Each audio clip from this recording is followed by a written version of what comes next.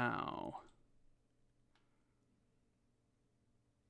All right, I think after a week vacation, which was entirely my fault, we are back with the Xbox 2 podcast. What is going on, guys? I'm one of your hosts, Randolph Lord 19, the man with the million. And with me, as always, the one who makes the show go, Jez Corden of Windows Central. How's it going, buddy? Pretty good. Pretty good. Busy week. Lots of stuff to cover and all that jazz, you know. What are you talking about? I make the show go. You make the show You're go. like the host. You're the main Anybody host. can. A monkey could be a host, Jez. Come on. Anybody can do what I do. Not everybody. I would like to see, or rather listen, to the podcast hosted by a monkey. I'm just saying, if without you, it just would be me here, which would just be me, my videos. You know what I mean? So you're the one that's supposed to bring balance and journalistic integrity to the podcast. You know? What's that? What do I bring to this? I bring nothing. I'm just a dude who plays a lot of video games, talking on the internet. You know? Yeah, that's all I am, really. I don't know. How are you? How are you, though? Oh, dude, should we get into I had a horrible week last week. Absolutely horrible. I didn't sleep. I was like a walking zombie. That's the reason we missed the podcast. So, sorry for no show last week. We really wanted to do it. Jez was chomping at the bit because he was so ready to just go in on Blizzard and the whole China stuff. Like, they broke his heart. They broke poor Jez's heart, right? They did. All right. So someone says turn up the volume a little bit. I'll do that. Turn up the volume a little bit. Turn up the volume. All right. Let me know if that's better. The volume has been turned up. And Jazz was like, "We gotta talk about this." He's like, "They made me cry. They made me cry." Wow. And I'm like, Jazz, it's not that serious, you know. And he's like, "I need to talk about this, right?" And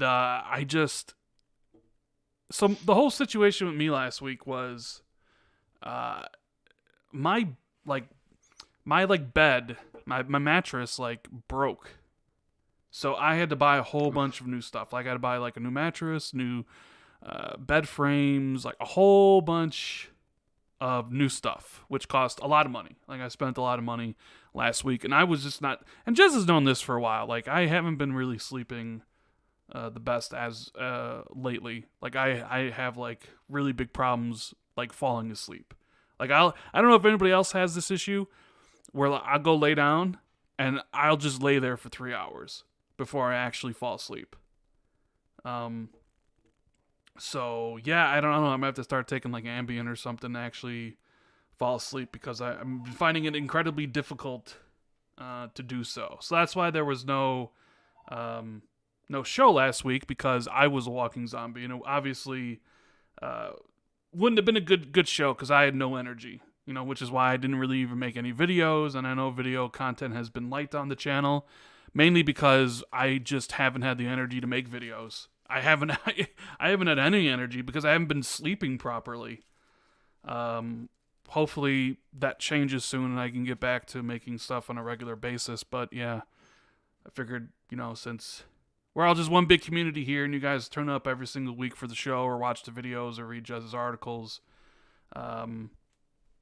you guys deserve to know what's going on. And I know even people who don't listen to the show live on YouTube, we still offer the show on Spotify and all the podcast apps and iTunes and Google Play, wherever you want to listen to it. And I'm sure they're probably also wondering, hey, well, no show last week. There was actually stuff to talk about. So we're back.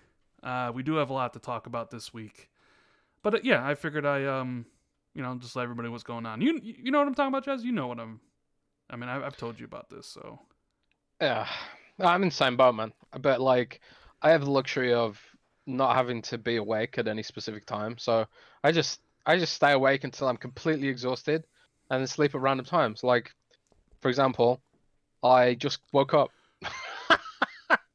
and it's 10 p.m. here, so I'm gonna be awake all night again, and miss meetings tomorrow and get in trouble again. But oh well. YOLO. YOLO. That's what the kids say, right?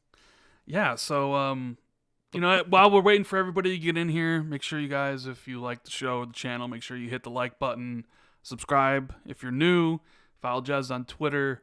Especially share this out because Google does sometimes a piss poor job of it. And before we get into topics, which we got plenty of, we're going to talk about the games we've been playing. And it's funny because last week Jez actually posted in our topic section here. He actually played a lot of games. You've been I playing a did. lot of Oh my stuff. god, I played so many games.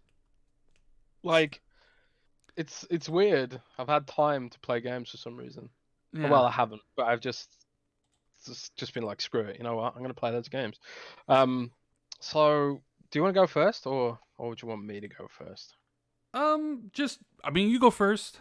Just let the people know what you've been. If there's anything really interesting you've been. I do see here Deep Rock Galactic. Now that's a game preview game that came out last year. Still in game Oh, preview. you're looking at my playlist? I'm looking at I'm looking at what you typed on the 8th, which is like literally last week. Oh my god, I forgot that I played. I actually forgot that I played Deep Rock So Galactic. I'm curious about Deep Rock Galactic because I played it when it hit game preview last year. Has it changed a lot since then? It has changed a ton since then. However, I didn't play it for very long because the server issues that were present when it first launched are still there. So I was like, you know what? I thought this would have been fixed by now. I'm not going to play it. So like, if you don't know, like sometimes it's peer hosted matchmaking, right? And sometimes the game just gets stuck for like anywhere between 10 and 20, 30 seconds, and you get this massive lag spike. And in a game that's basically Left 4 Dead in space with mining, getting stuck for 20 seconds is no good. Yeah, I know, right? Because you get swarmed. You get swarmed by little bug creatures. So even though they've added loads of endgame stuff, loads of things to unlock, new biomes which look gorgeous, new enemies which are really interesting, new weapons and all that sort of stuff, it's still laggy as hell. So unfortunately, I can't play it, which is a damn shame. So Microsoft, if you want to buy Deep Rock Galactic Studio and put them on Azure, do it for Well, me. they My did. birthday They was did last week. own the studio at one point. Remember, Yeah. it was. They were part of that. I forget the name. Press Play or Press play. yeah, Press yeah. play game. So So yeah, the Deep Rock Galactic was Project Dwarka under Press Play Games, and instead of I voted for Project Dwarka, because what they did was they held a vote. They asked the community for Press Play Games to vote on 3 concepts, and they would make the game. One of them went on to become Trailmakers, which actually launched last week, which is basically like a sort of building game where you can make helicopters and all sorts of weird and wacky stuff. That released last week, and I never actually played that. So there's that game, which also came out of Press Play shutting down, and then half of the Press Play team went off and made that, and the other half of the team went off and made the Project Walker, which is Deep Rock Galactic, and Project Walker seems to have been like by far the most popular out of the 3 concepts that they tried to make. Like the subreddit's really sort of active, and I think they're on like update 25 now or something ridiculous. They've been working really hard to update that game, even though the server infrastructure is still garbage. So I don't know. Like maybe it's just me. I think if you've got it, it's worth checking out again because mhm. they have added tons of stuff. But if like me, you suffer from the server problems that the game seems to have, you won't probably get very far in it. Other than that, Rand, I've been playing. I've been playing a lot, so I'm gonna go through them quickly. All right. Okay. I've been playing. I've also been playing a game called Children of Mortar, Ooh, Children of Mora. which is it's actually released on PC a while ago, but now it's out on Xbox 2. It's like a Diablo style sort of roguelite. Like it's not. It's got this sort of like permadeath mechanic. Well, if you die in the dungeon, you have to start the dungeon again. The dungeons are procedurally generated, but like your characters don't permanently die or anything like that.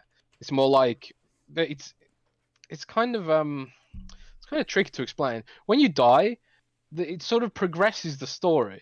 It's weird. So like the game expects you to die, and then you can upgrade all your stuff and then give the dungeon another go and stuff like that. But every time you die, it's like you get more narrative. So it's kind of like almost a rewarding to die in a way. It's a bit strange like that. And it's basically like a family of I think it's 6 people, 6 character classes to unlock.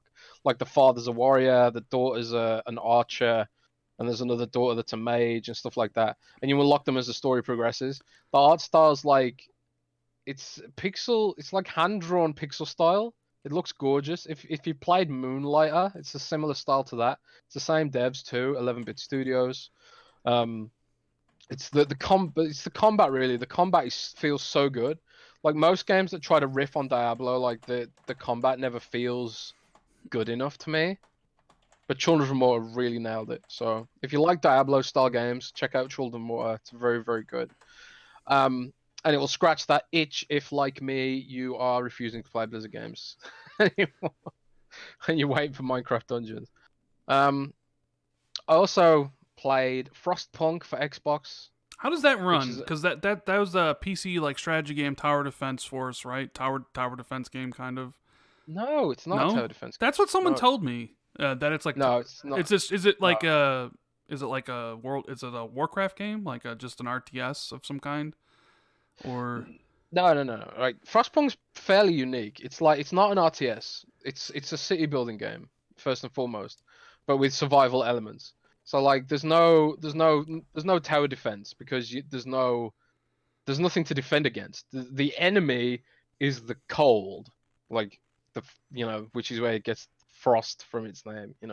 So it's set in post-apocalyptic Britain, and there's like a new ice age, and everything's getting progressively colder. There's blizzards and stuff like that, and there's like an infrared overlay which you can activate by pressing the view key, which shows you how cold all of your citizens are and stuff like that.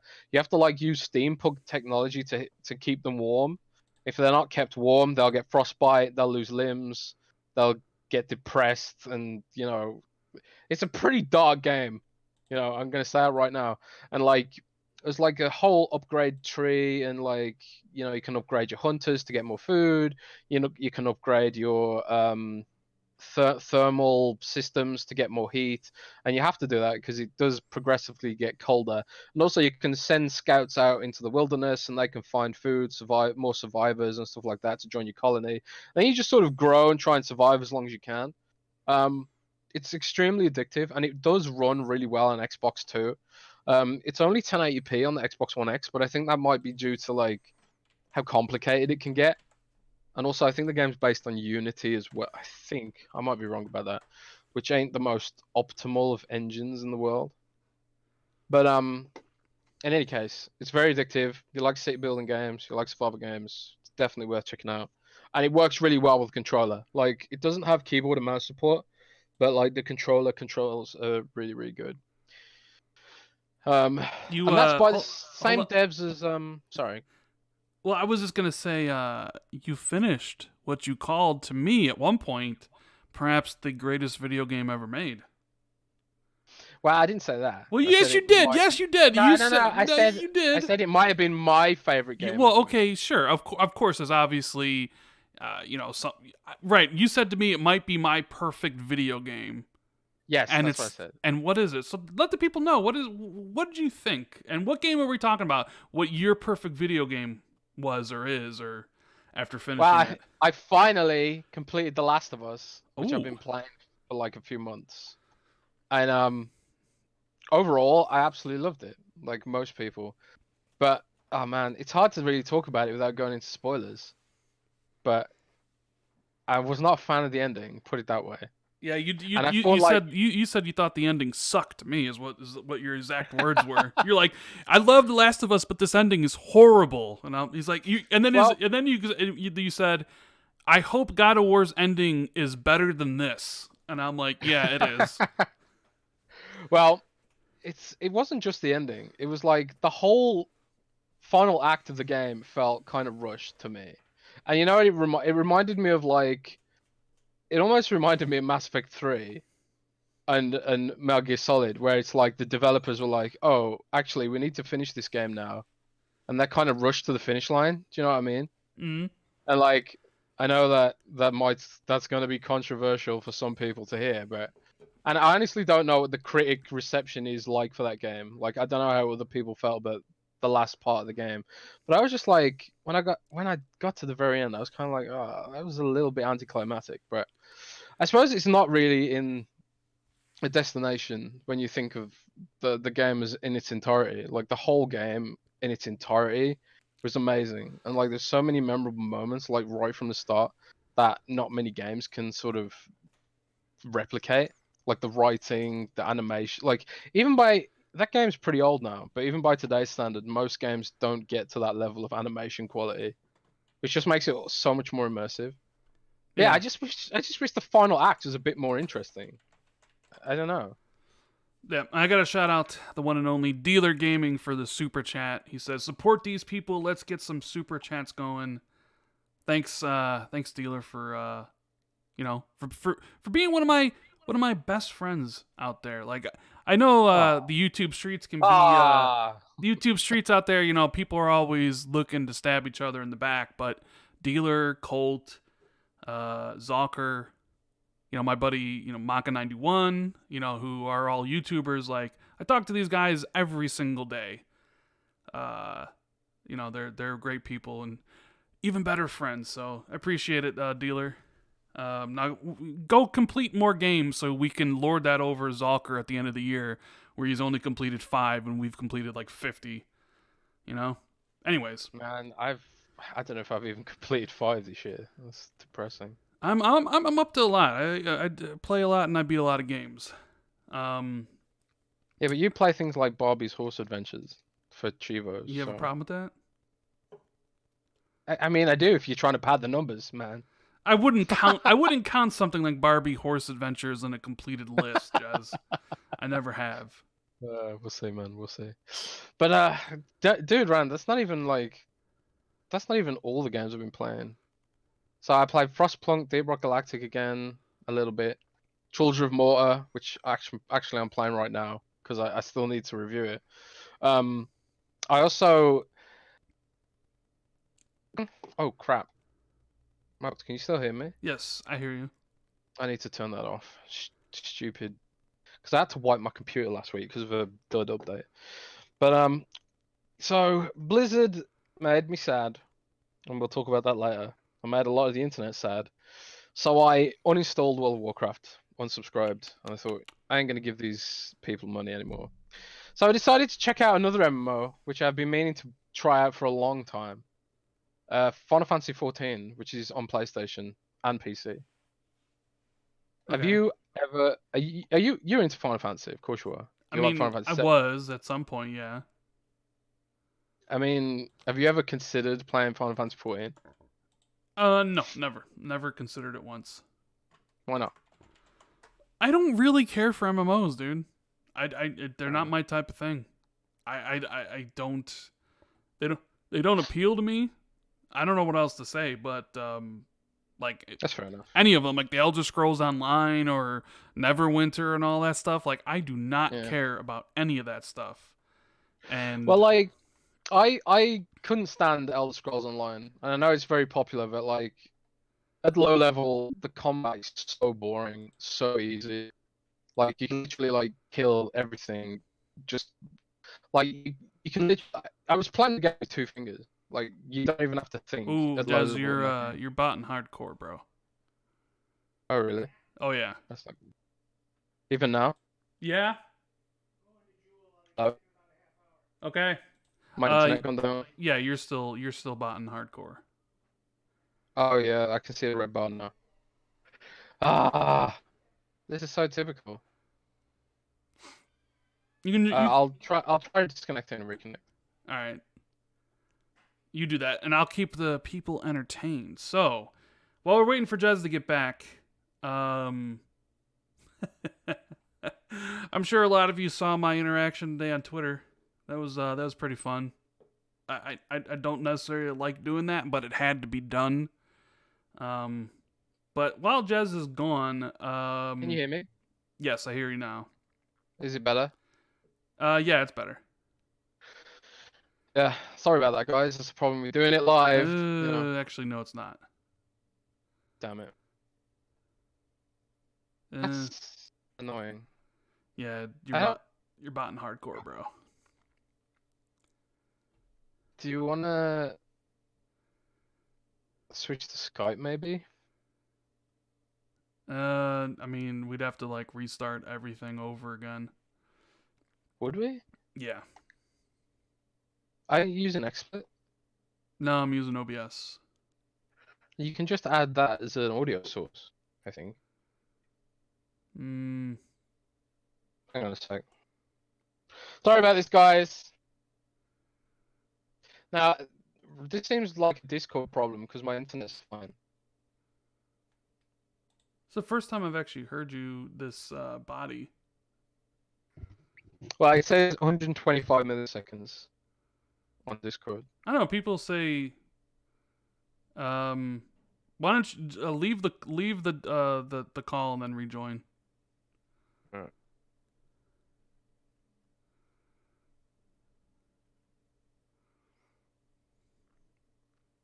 Spider-Man with the super chat says Death Stranding states Death S states that it takes 20 hours before it gets good. What are your thoughts on dev making fans grind through a game that long before excitement starts?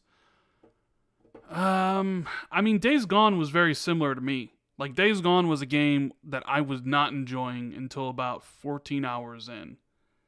And I think it's part of the reason why. Oh my god, it won't connect at all now. Or did it? Yeah, you're connected. Man, Discord's so annoying. Merc is saying to switch Discord servers in the settings. Oh, yeah, I could try that. One second.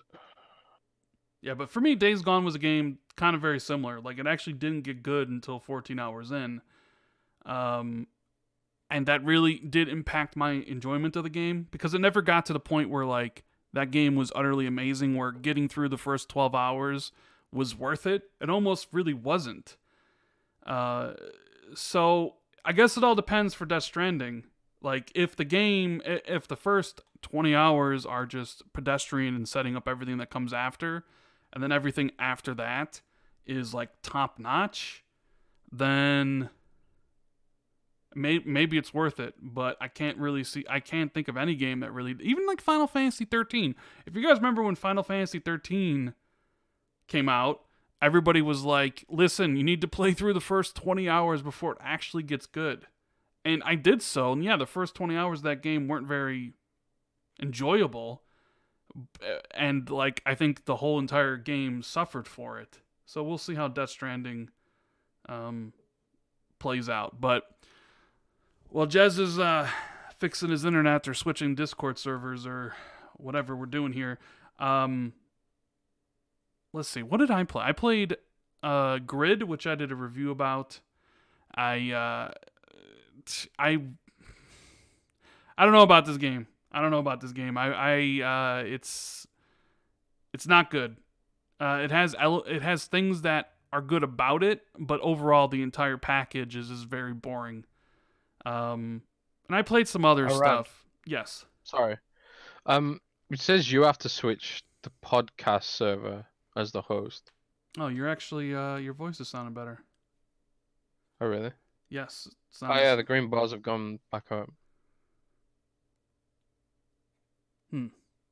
That's the first time I ever heard you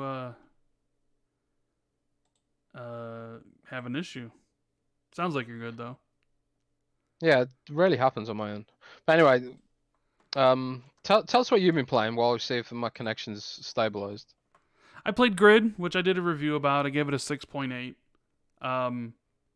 I think in a year where there's no Forza game or Gran Turismo game, they have like a chance to hit a good market, but I think they failed.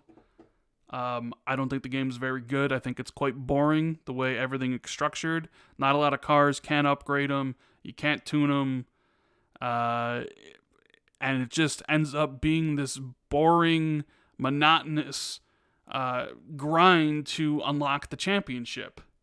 So I'd wait for that game to be $30 if you're really into racing games. I also played a game called Debris Infinity, which is a Geometry Wars-like clone available for $5. It's actually pretty decent. So if you're into that style of game, like a Geometry War and twin-stick shooter, it's a pretty good price. I'd check that out. I played I finished Ghost Recon.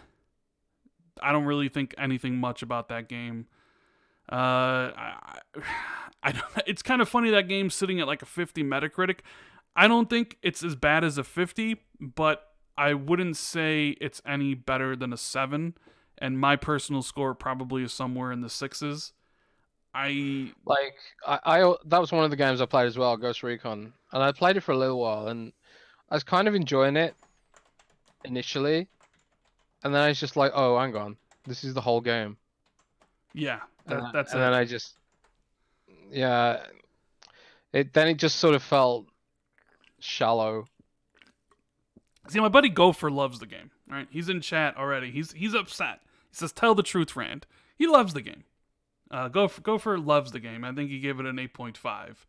I didn't love the game. There are good elements of the game, that Ghost Recon does have. Taking down a base stealthily with your friend is great. John Berthenol in the cutscenes is great, and I enjoyed the multiplayer aspect of the game, like the actual Ghost War PvP stuff. But man, a lot of the other stuff is just I didn't care for. He says I loved it. No, no, no, I didn't love it. You loved it, not me. Um, I am. I just I wanted them to, like, if they're gonna have these survival elements and stuff, actually make them meaningful. Don't just put them in there so you can say, "Oh, look, we're different from the Division because we got this." Like they weren't meaningful. Like it was kind of cool how you could like roll around in the mud and get the stealth stuff and that sort of thing. And like the injury mechanics are kind of interesting the first couple of times you do it, and then it just feels arbitrary. Like I think everything in the game just felt arbitrary and not really very deep. Like mm-hmm. I don't know. It just felt like everything was an excuse to not feel like the Division. Everything that was different from the Division. And then I just kind of felt like instead of playing this, I could be working on my Division character instead, which is, I don't know, kind of not what you really want for your game, I would have thought. Yeah, but So we've kind of gone on yeah. long about what we've been playing. I know you're playing something, but I haven't talked to you if you can actually talk about it, so I'm not going to mention it. But you can if you want, uh, or if you're I allowed to. I've been playing the Outer Worlds. Okay, he's been playing the Outer Worlds. I wasn't I don't sure. know. I'm not sure if I can really talk about it that much. Like I don't know if there's a preview embargo where you can like offer your initial impressions. I'd have to look at the embargo list, but I have been playing it and I will be reviewing it. My review will be live next week, so keep an eye out for that. Yeah. So I figured since we kind of had the issues and we were going a little bit long in the game stuff, I'll take this super chat question and we'll move on to the topics. So we got a question from Snazzy Crowd 1212. What was the most disappointing console that you've owned, in your opinion? The most disappointing console. Now that's very interesting. Ooh. See, I don't even know how I look at it like this because, like, this generation right now, I own an Xbox One X, I have a PS4 Pro, I have a Nintendo Switch. I played like 4 games on the Switch. I played 30 games on the PlayStation, and who knows how many hundreds upon hundreds of games on Xbox, right? But then you go back and it's like, okay, I had a 360 last gen, and then I had all the systems the previous gen. Like, what system did I have that was my least favorite or the most disappointing? I Uh, I know mine, but it's for a dumb reason. what is it? Um, Mine was probably the N64, Hmm. So I didn't and have the that's not because 64. and that's not because the console was bad. It's because the games were too expensive, and I couldn't afford them. So I had like, whereas like the PlayStation games in the UK, for whatever reason, they were either really cheap or really easy to find secondhand, so you could buy them cheap. Whereas like, if you wanted to buy N64 games secondhand, at least where I lived, they were just still really expensive. And I don't know if it's just because there was less circulation or supply and demand kind of thing. But as a consequence, I only had like 3 or 4 games for my N64, and I was just disappointed how expensive they were, which is probably a dumb reason because the console itself was like amazing. You know, played Smash Brothers for a million years on that console. See, for me, I Sega CD, which wasn't really a platform, but it was an add-on, and Sega 32X were pretty disappointing because they didn't really have many games for it. Like I had a So I Nintendo and I had a Genesis, which I played a lot, but I also had the add-ons for it, and they were pretty terrible because they didn't have a lot. I mean, I had a GameCube and a PS2 and an Xbox, and I didn't really use the GameCube or the original Xbox that much outside of like Halo. Like I said, even like right now, I spent $300 or $400 on a Switch, and I barely used it. Is that disappointing? But then again, I kind of knew I wasn't going to get a lot out of it when I bought it, so it's not disappointing in I'm in that the same sense. boat with the I was in the same boat with the OG Xbox. I think I had Halo for it and the Xbox version of Snake Eater, and then I bought the PlayStation 2 version of Snake Eater instead because it had like enhancements or something. Or was that the Xbox? Was it the other way around? I can't remember. But I only had like 2 games for my OG Xbox. I Yeah. barely used it either. Because So, PlayStation 2 had everything. So. yeah, I mean, PlayStation 1 was an incredible console. Same with 2. I mean, I played a lot of Xbox because of Halo 2. I didn't. So, I mean, I guess, like, if you're looking at stuff at GameCube, probably. Because I only got the GameCube because it was $100 and it had Resident Evil 4. That was it. But then eventually Resident Evil 4 came to other systems. So, I guess Sega CD, 32X, and then GameCube. But moving on, let's get into some of these topics, and we're gonna start with Mike Ybarra, friend of the show. Mikey. We've had him on Mikey here before. I've known him since 2015. Is when I first met him. Talked to him quite a bit. Huge hardcore gamer. Like, you want to talk about hardcore gamer? Like, Mike Ybarra is the dude. Just bleeds games, and he bled Xbox, right? So he put out on Twitter that he's leaving Xbox, moving on to a new venture, which he hasn't talked about. As for where I think he's going, I have 2 guesses, Jez. I have 2.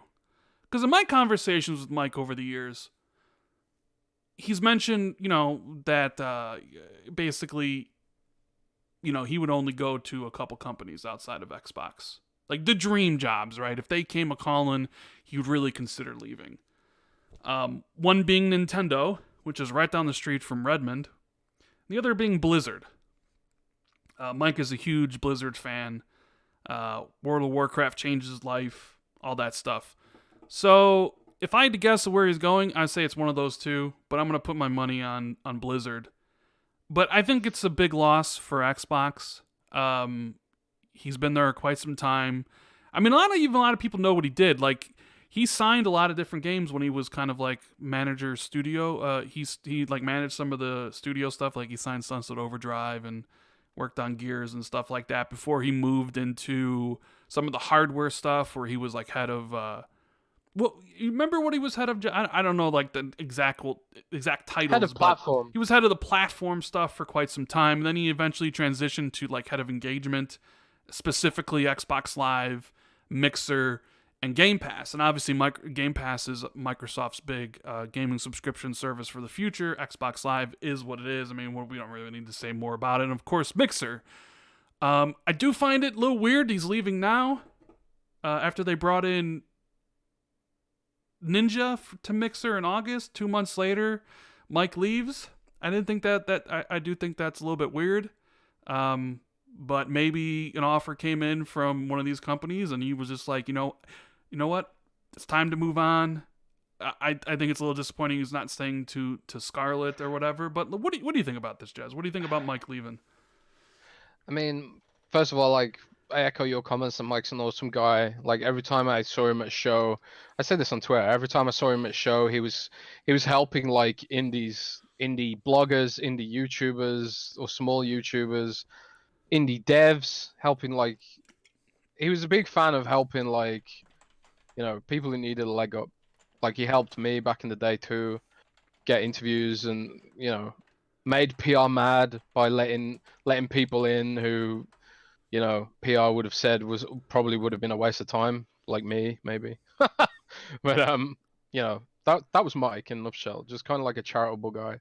Um, I personally, I don't know for sure, but I've I would put my money on Blizzard right now, which is a pretty unfortunate time to join them. But Or you know, maybe it's the best time. Maybe he's just like, you know what?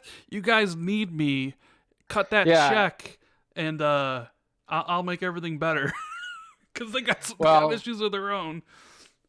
yeah. Well, I don't think Jay, what's his name, Jay Alod Brack, was the current Blizzard president, ain't doing a particularly great job, and that's ultimately wherein lies the issue with Mike and Xbox. I think like Mike had gone as far as he could go in Xbox without taking Phil's job, and I think like you say, Mike's a hardcore gamer, which means he's ambitious, you know, and you know, without taking Phil's job, which he probably didn't want to do, there wasn't very much room for him to go higher, you know, unless he moved to like Office or something like that, which, as we know, probably ain't really Mike's MO.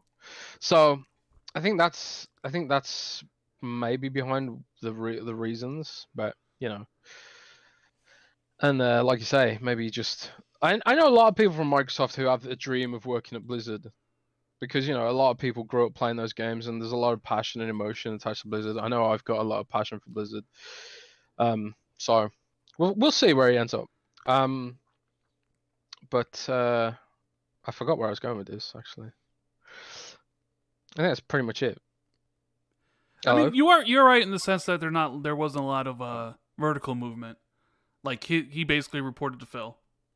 So the only like promotion he could possibly get was Phil's job, which isn't really going to happen. But I do wonder. I do kind of question. You know, you look at let's just look at like the two Mixer co-founders left also this month. Now, Yeah, that is true. normal, it's probably like, hey, you can't leave until X amount of years after the acquisition's over. Standard stuff when companies buy other companies, right? And so they both leave. Mike, who's the corporate vice president of Mixer, leaves. I don't know. It's like you just bring in Ninja, who's supposed to like boost up the service. Are they related? I, Maybe. I don't really Maybe they think are related. I don't. I think Xbox Live is doing well. It's bringing a lot of money, although it has been having a lot of issues lately. I mean, let's not sugarcoat things here. It's been down quite a bit, more so than usual. Party chat doesn't really work. It works, but sometimes there can be issues. I mean, but then again, I'm in the alpha program, preview program, so maybe some of that's due to that. And you look at Game Pass, which is an investment in the long term. Like it's not supposed to make money now; it's supposed to make money like 5-6 years from now. Hmm. And then I look at Mixer and I'm just like, I see the stuff and I'm just like, I don't know about Mixer, Jez. Like, I I don't think like know. a lot of like that sort of whole area, like engagement and growth, it's all of really long play. Like if Mixer's gonna grow, it's gonna take a long ass time and a lot of hard work, and it's not really exciting just watching numbers go up. And also same with Game Pass, it's kind of like a more of a long play, not super exciting, I guess. Um, I don't know. Like Streamlabs OBS released some data on Mixer's growth last week. I don't know if you saw this. I did, I think. I think I saw Dr. Disrespect make fun of it. Dr. Disrespect was disrespecting it. Yeah. That's the kind of witty banter you get on this podcast.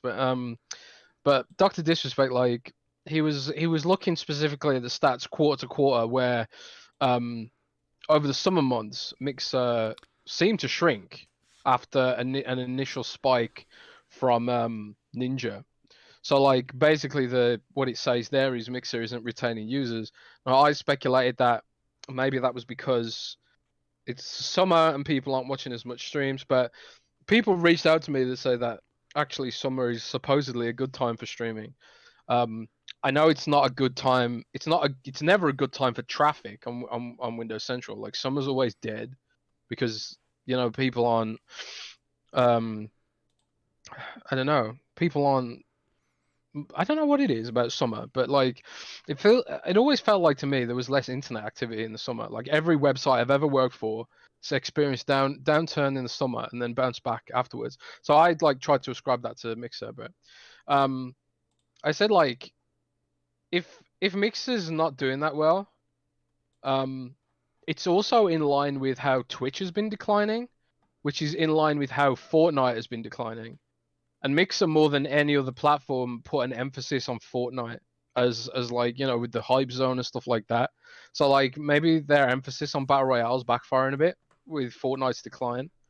But if chapter 2 is successful, and you know, we all saw that sort of black hole bullshit last week, that could help Mixer, I don't know. But it did overtake YouTube gaming, Rand. Mixer did last quarter. Yeah, but YouTube killed YouTube gaming, man. Like nobody wants to stream on YouTube because like if you do and has audio, it's gonna get claimed by that. So a lot of people moved away from YouTube because of the restrictions YouTube has in place. I mean, Yeah. so like, sure you can look at like, hey, Mixer's number 2, better than YouTube gaming, but I don't think YouTube gaming. I mean, that doesn't mean much. Nobody streams on YouTube for a reason. You get demonetized all the time. I mean, hell, this podcast gets demonetized every single week, and we don't even swear on it. It just gets demonetized. This is how YouTube rolls and stuff. So, you know, Twitch and Mixer and even Facebook. Although I find it funny when all of a sudden streamers like I'm streaming on Facebook, like, and you go there. Classic. And like the thing is like all the numbers on Facebook are just they're all fake. They're not real people watching. Like it's all just fake nonsense. But that's, you know, I mean this is truth stuff because like they got sued over recently over inflating the number of people watching an ad on Facebook. You know, the advertisers sued them and stuff. Like, and you watch someone who switches over and they got this stream got 85,000 views and it has like 100 likes. Like, really? 85,000 views, 100 likes? Yeah, okay. Like, yeah, I'm sure it was all real people. Nothing to do with Facebook bots or anything like that. Get out of here. Yeah. But like you said, it's a long game. I'm just because like Mike had an important position. He was in charge of, or at least report, you know, Xbox Live, Game Pass, and Mixer. Like his boss was Phil, so like he's very high up, very tuned into what Xbox is doing, what their plans are. So to see him leave, especially so close to Scarlett coming out, it did shock me. I mean, I figured at some point Mike would leave. I didn't think it would be now. So I wish him the best. I know wherever he's gonna go, he's gonna give it his all. So if he truly is going to Blizzard, like we both think he is, you know, like I don't have any inside information on it. I'm just saying, like, from my conversations with him in the past, I would put my money on Blizzard. I don't think he'd go to Google. I don't think he'd go to PlayStation. I think he'd go to Blizzard, which is probably his like dream job, and try to like bring his them. His passion is PC gaming, and Yeah. Blizzard's the last major PC-oriented dev. It's like even Riot Games announced League of Legends is coming to console, whereas like every time I've asked Blizzard about Heroes of the Storm coming to console, they say, "Oh, MOBAs don't work on console." Herder, even though like you know, other devs have made it work. So I don't know. It's interesting. Mike will help Blizzard find its ambition, I think. Yeah. Because I don't think Blizzard's a very ambitious company anymore. They're just sort of doing the same They thing better they've watch been doing. out, man, because who does League of Legends? Riot Games is coming for their lunch. Riot Games is coming for their lunch. They announced like 9 games, like a couple days ago. They have League of Legends coming to console and mobile. They have a tactical shooter in the vein of Counter-Strike with Overwatch abilities. You have a card game. They are literally coming for Blizzard's lunch. Yes, they are. So they better watch out. But also, and, it's like Tencent owns them completely. Yes. People also talked about how would you compare Mike Ybarra leaving to Sean Layden leaving? Because Sean Layden, who was high up at PlayStation, he recently departed. I'd say it's a little bit different. Sean Layden wasn't quite even a lot different. to see announced that he left, and like Al Eminapio in the super chat says, at least Mike announced he left. We still haven't heard anything about Sean Layden personally. He hasn't tweeted anything, nothing from Sony.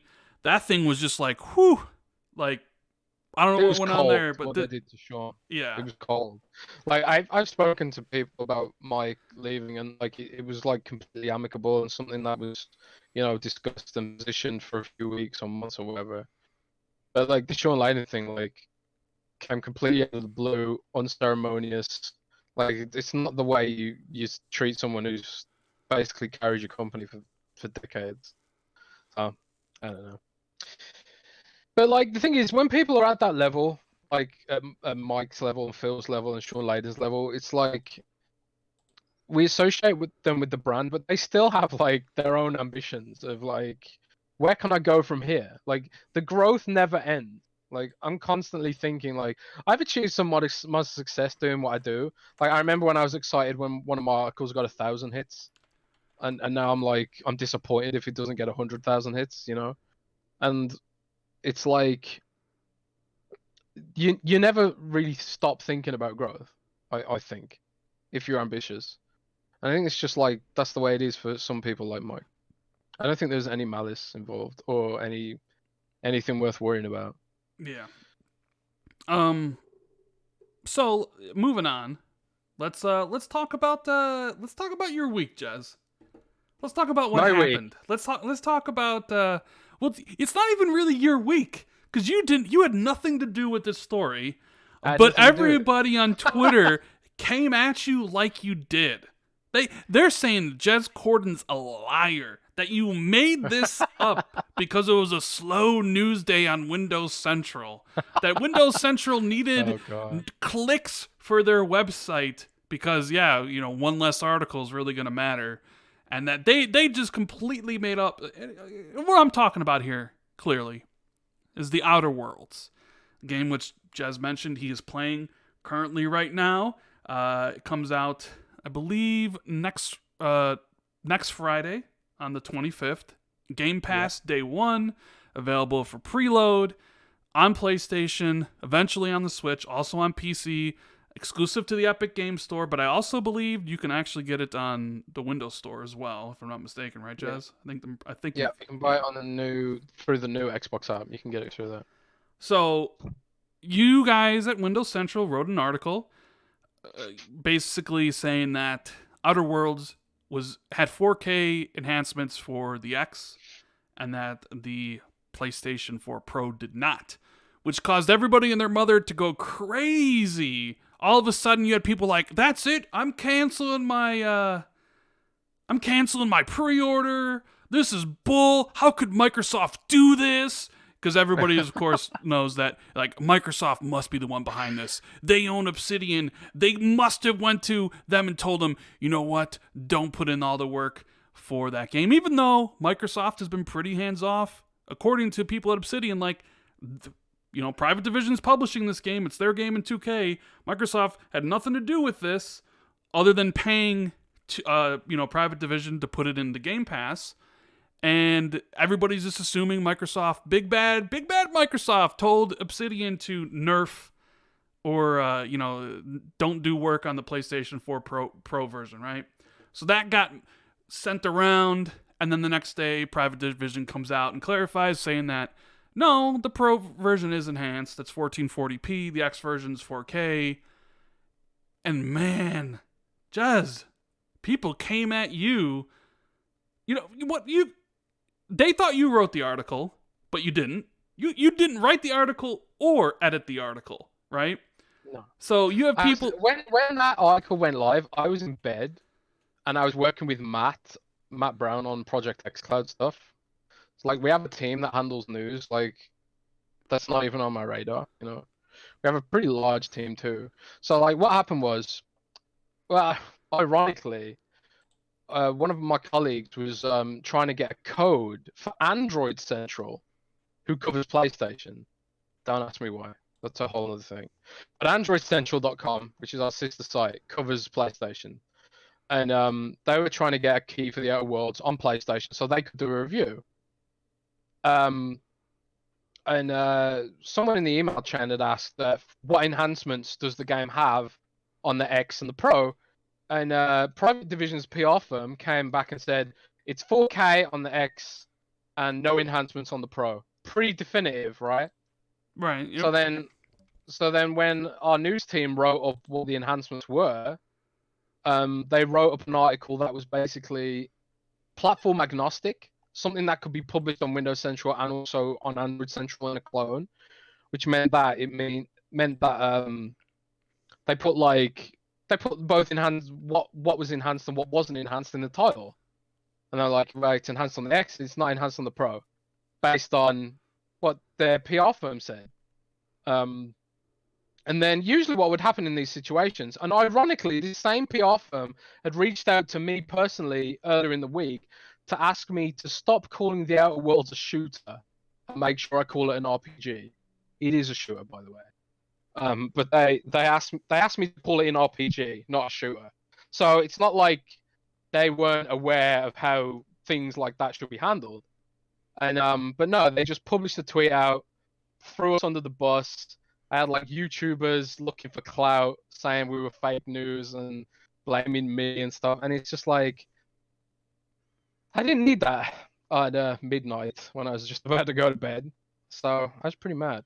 So what I did was, I showed the email that the PR firm sent, and then the PR firm sent me an apology for the miscommunication, and then they all unfollowed me on Twitter. So they blacklisted me for their mistake. Hmm. Even though, again, I didn't write the article.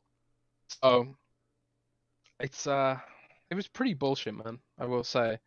But it is what it is. This happens. And unfortunately, there's a lot of YouTubers out there who don't really care about facts, just care about emotions, because that's how YouTube's algorithm works. No facts, just Who am I emotions. supposed to be mad at, Jez? I need someone to be mad at, because that's just the way the internet works, apparently. But it is what it is. And it's good. I actually even tweeted out that it sucked that it wasn't enhanced on the Pro, because it felt arbitrary. If it can reach 4K on the X, it can at least reach like, sub 4K on the Pro. And I even tweeted that out. I think something like it should be enhanced on the Pro if it's enhanced on the X. Jez, weren't you supposed to know psychically that it was wrong? Were you supposed to wait? Is there some sort of rule that says you're supposed to wait X amount of hours before posting a news story? Or were you supposed to reply back to them and be like, are you sure? Are you sure that the info that you have is right? And, come on. Like, well, what? I tell you what, man, now that I know how emotional and sensitive some fans are about resolution, I am going to double check every single time. Are you sure about this? Because there's some grown-ass men who are going to cry if this is true, So, but it is what it is. It is. And they'll move on to the next thing to be just about tomorrow, maybe. Yeah, you should probably leave the call and rejoin, by the way. Again. Yeah, it's Oh, you know what it is? I think it's because my PC keeps on. I'll be right back one second. Okay.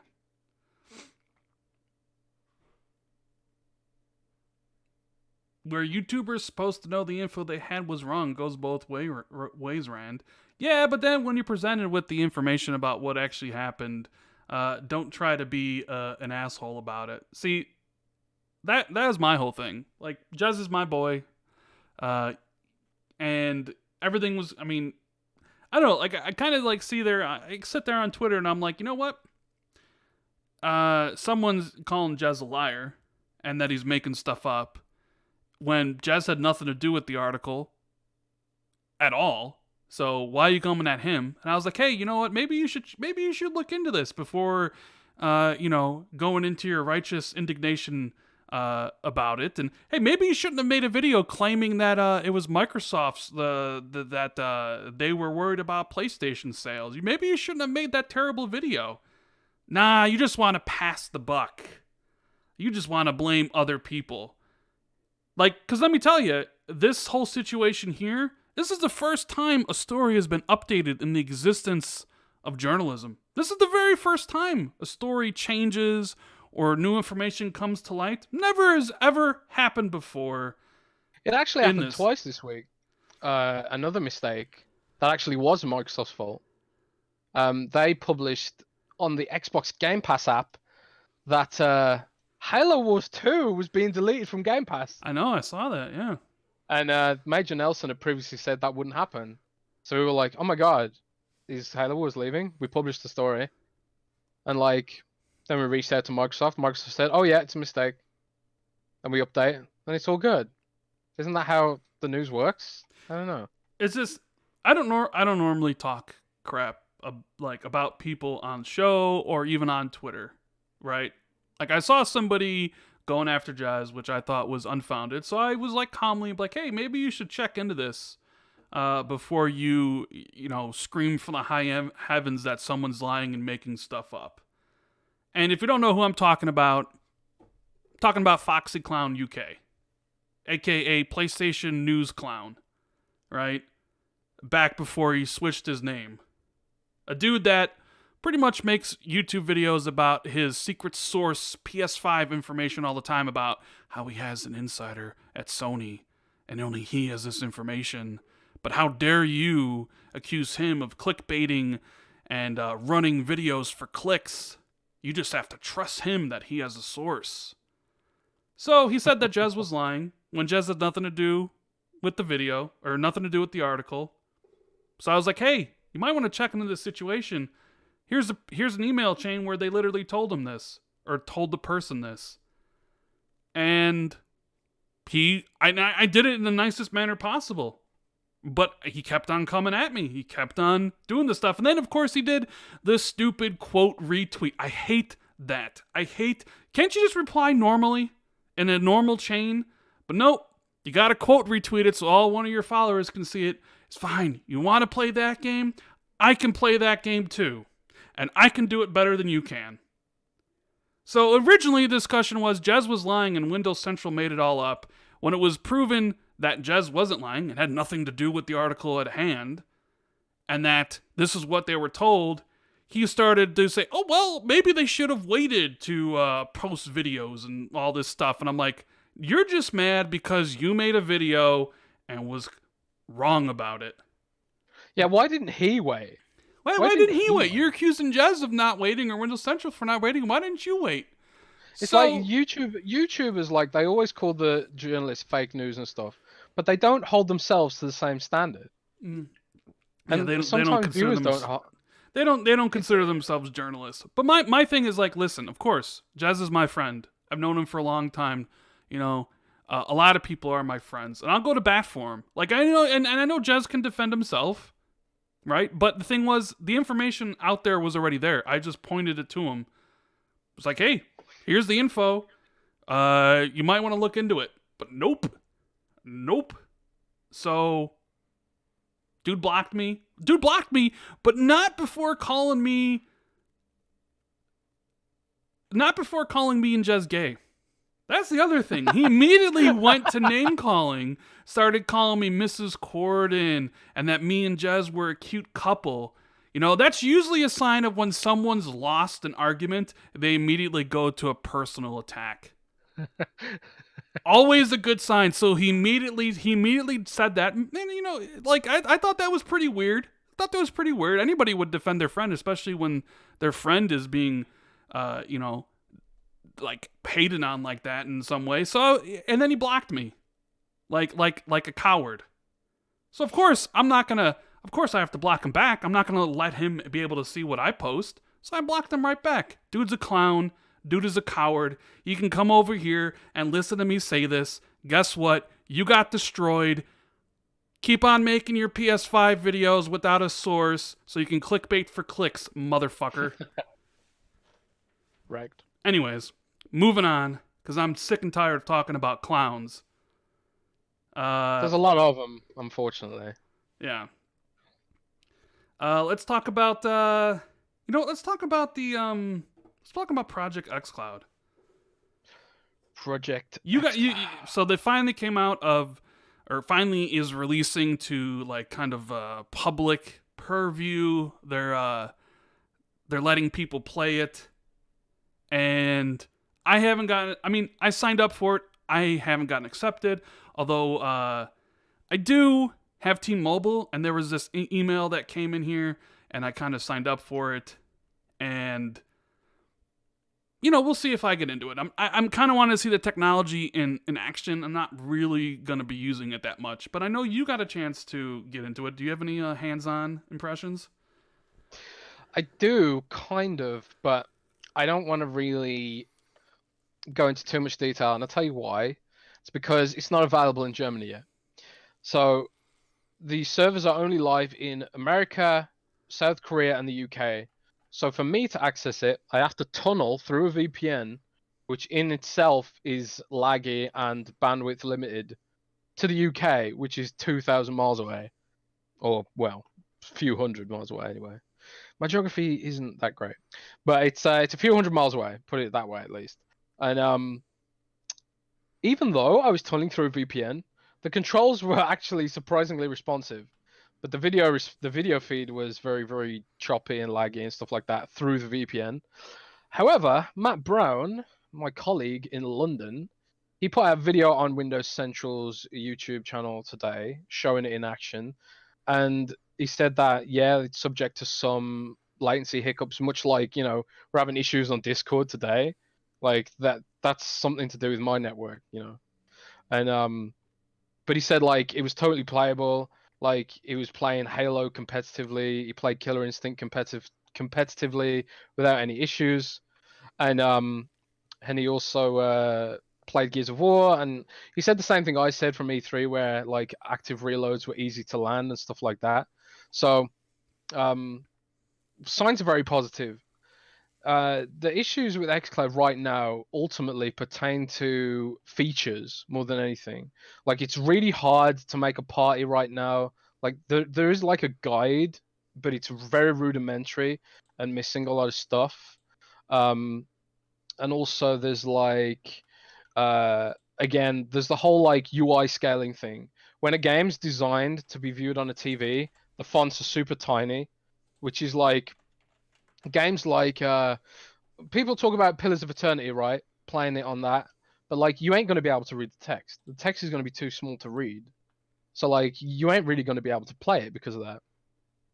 So it does have a lot of issues that need to be ironed out. Microsoft has an API that will let developers scale things like text when the game detects it's on a smaller screen. But again, it's kind of like, will developers actually use it? And also the cheap plastic clips that you clip your phone onto, the controller, they're kind of lame too. So the technology, mostly this is more about potential than anything right now. Like the potential is so huge. Like being able to, if you're someone who travels a lot, or like you're doing your morning commute to work and you just want to play a game on your phone or something like that, and like not have to carry around a Switch as well in order to do it. This is just like a cool extra little feature, And I'm excited for the future of xCloud. But right now there's so many details that have to work out, and I think that's why they're doing it in preview rather than going all in like Google is, rather than like being like, okay, this is a finished product now, and making a bad first impression. Because I think Google could easily fall into that trap of rushing it out, not having a good enough library, all those sort of issues that come with scaling and stuff like that. I don't think Google even has an API that lets developers scale their UI.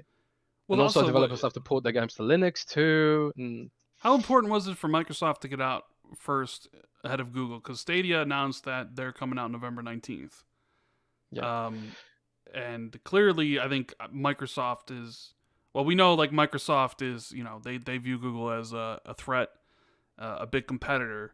Was it important for them to get it out, like what is it going to be, like a whole month before, maybe get some of the kinks worked out? Because, I've seen people like Obi-Wan who is having a great time. Everything works perfectly. But I've also talked and seen other, video from people where it doesn't work right. And it looks like a complete mess, which is obviously a reason why they need this whole preview so they can figure out, what's wrong. Because this is going to be a completely subjective experience. This isn't like you're sitting down in front of your console, which is going to play the game the same way for literally everybody.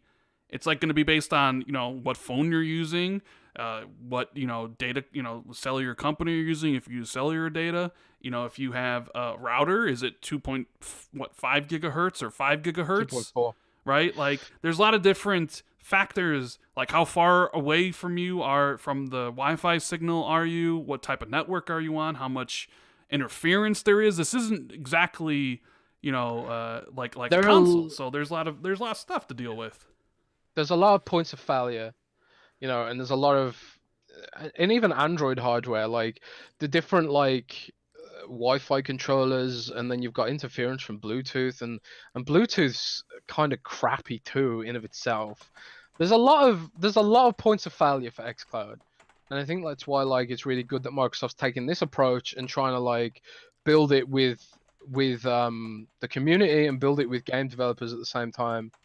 I think that's encouraging, and and the most encouraging thing is that the underlying technology seems to work. Like if you've got the optimal, Wi-Fi conditions and stuff like that. I'm not. I'm actually gonna send Matt out to do 4G test. I think in London at some point. If you're listening to this, Matt, I apologize, but you're gonna have to go out to London. And we'll see what it's like in some more real world settings, because Matt does have, Matt has the perfect setup at home for xCloud. He's got an insane internet connection. I think it's got a gigabyte down, and then he's got powerful routers and stuff like that because he's a rich kid. So but even some of our other staff who have more modest connections, they haven't had any issues either. But I'm waiting for it to hit Germany before I give my verdict on it. And I live fairly close to a data center. I think the Frankfurt data center is about 150 miles away from me right now. So that's a pretty decent average distance for where the main data centers are, I guess. So we'll see. I'm excited for it. I know you are. Well, I kind of want to try it out to see if technology works, but I doubt I will use it that much. We do have a question from David Rainey in the Super Chat. He says, have either of you heard any whispers about XO19, acquisition games or announcements? I'm always hyped for Xbox events. XO19, that's coming literally about a month from now in London.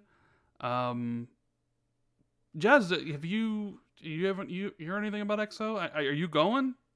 You're going, right? I'm not going, actually. You're not going. No, because Brexit disruption to my immigration status. So I need to be careful about how I travel in November. But I'm not going. But we do have colleagues that are going. And from what I'm hearing, Microsoft's actually going to have quite a lot of stuff to show. There's a lot of things that I would love to see. I'd love to see studio acquisitions. I'd love to see new games. I'd love to see a Fable tease. I'd love for them to end the year on a really strong note. But I think realistically, it's probably just going to be sort of on the same level as a sort of big inside Xbox show. We're probably going to see a lot of cool stuff. We're going to see Wasteland 3. You're going to see Age of Empires 4. I would think. I think there will be cool stuff there.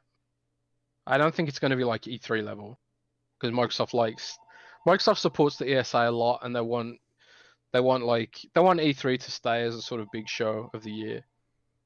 But yeah, I'm optimistic for it. I think it'll be a good show. What do you think? I think it'll definitely be better than last year's. I mean, I know last year they didn't fly anybody out. I know so many people flying out for this. People that Xbox is flying out, paying for their flights, paying for their hotels. This is a big event. So it's definitely going to be bigger than XO18. Question is... Actually, I didn't even cotton onto that fact that last year they didn't fly me out, but this year they did want to fly me out. They're flying out lots of people. So it's going to be a big event. We'll probably learn more about it as time gets closer, but I would imagine it's going to be somewhere between an E3 and what XO18 was last year. So yeah, But yeah, It's going I to be think, better than last year, but maybe not as huge as E3. or maybe better than E3. I mean, because like E3, they kind of, I mean, they had the whole Gears thing, which didn't really go off well, and a lot of it, like after the Cyberpunk stuff, was pretty boring. Actually, yeah, that's a good So I point. mean, I don't know. I do see what Girth Quake said in chat. I saw this yesterday. Mad on Era dropped a post yesterday, got people hyped, and he did. And he's an insider on Reset Era, gets a lot of things right, and he said that there's a lot going on behind the scenes in Xbox, and people should be excited. And from what he's heard, it's even gotten him hyped, and he's not a person to fall for hype. So you take that kind of with a grain of salt. Yeah, maybe I don't know. Like I've always, like everything Microsoft is doing now is an investment for like the future of the brand. It's kind of disappointing that I don't know they kind of given up a little bit on this gen. I mean, this gen's practically over for them. I mean, it's like Gears of War is like the last, unfortunately, but that is how it kind of Well, played out. actually, I mean, I know the Outer Worlds is multi-platform, but I really do feel like they're establishing an Xbox brand with that.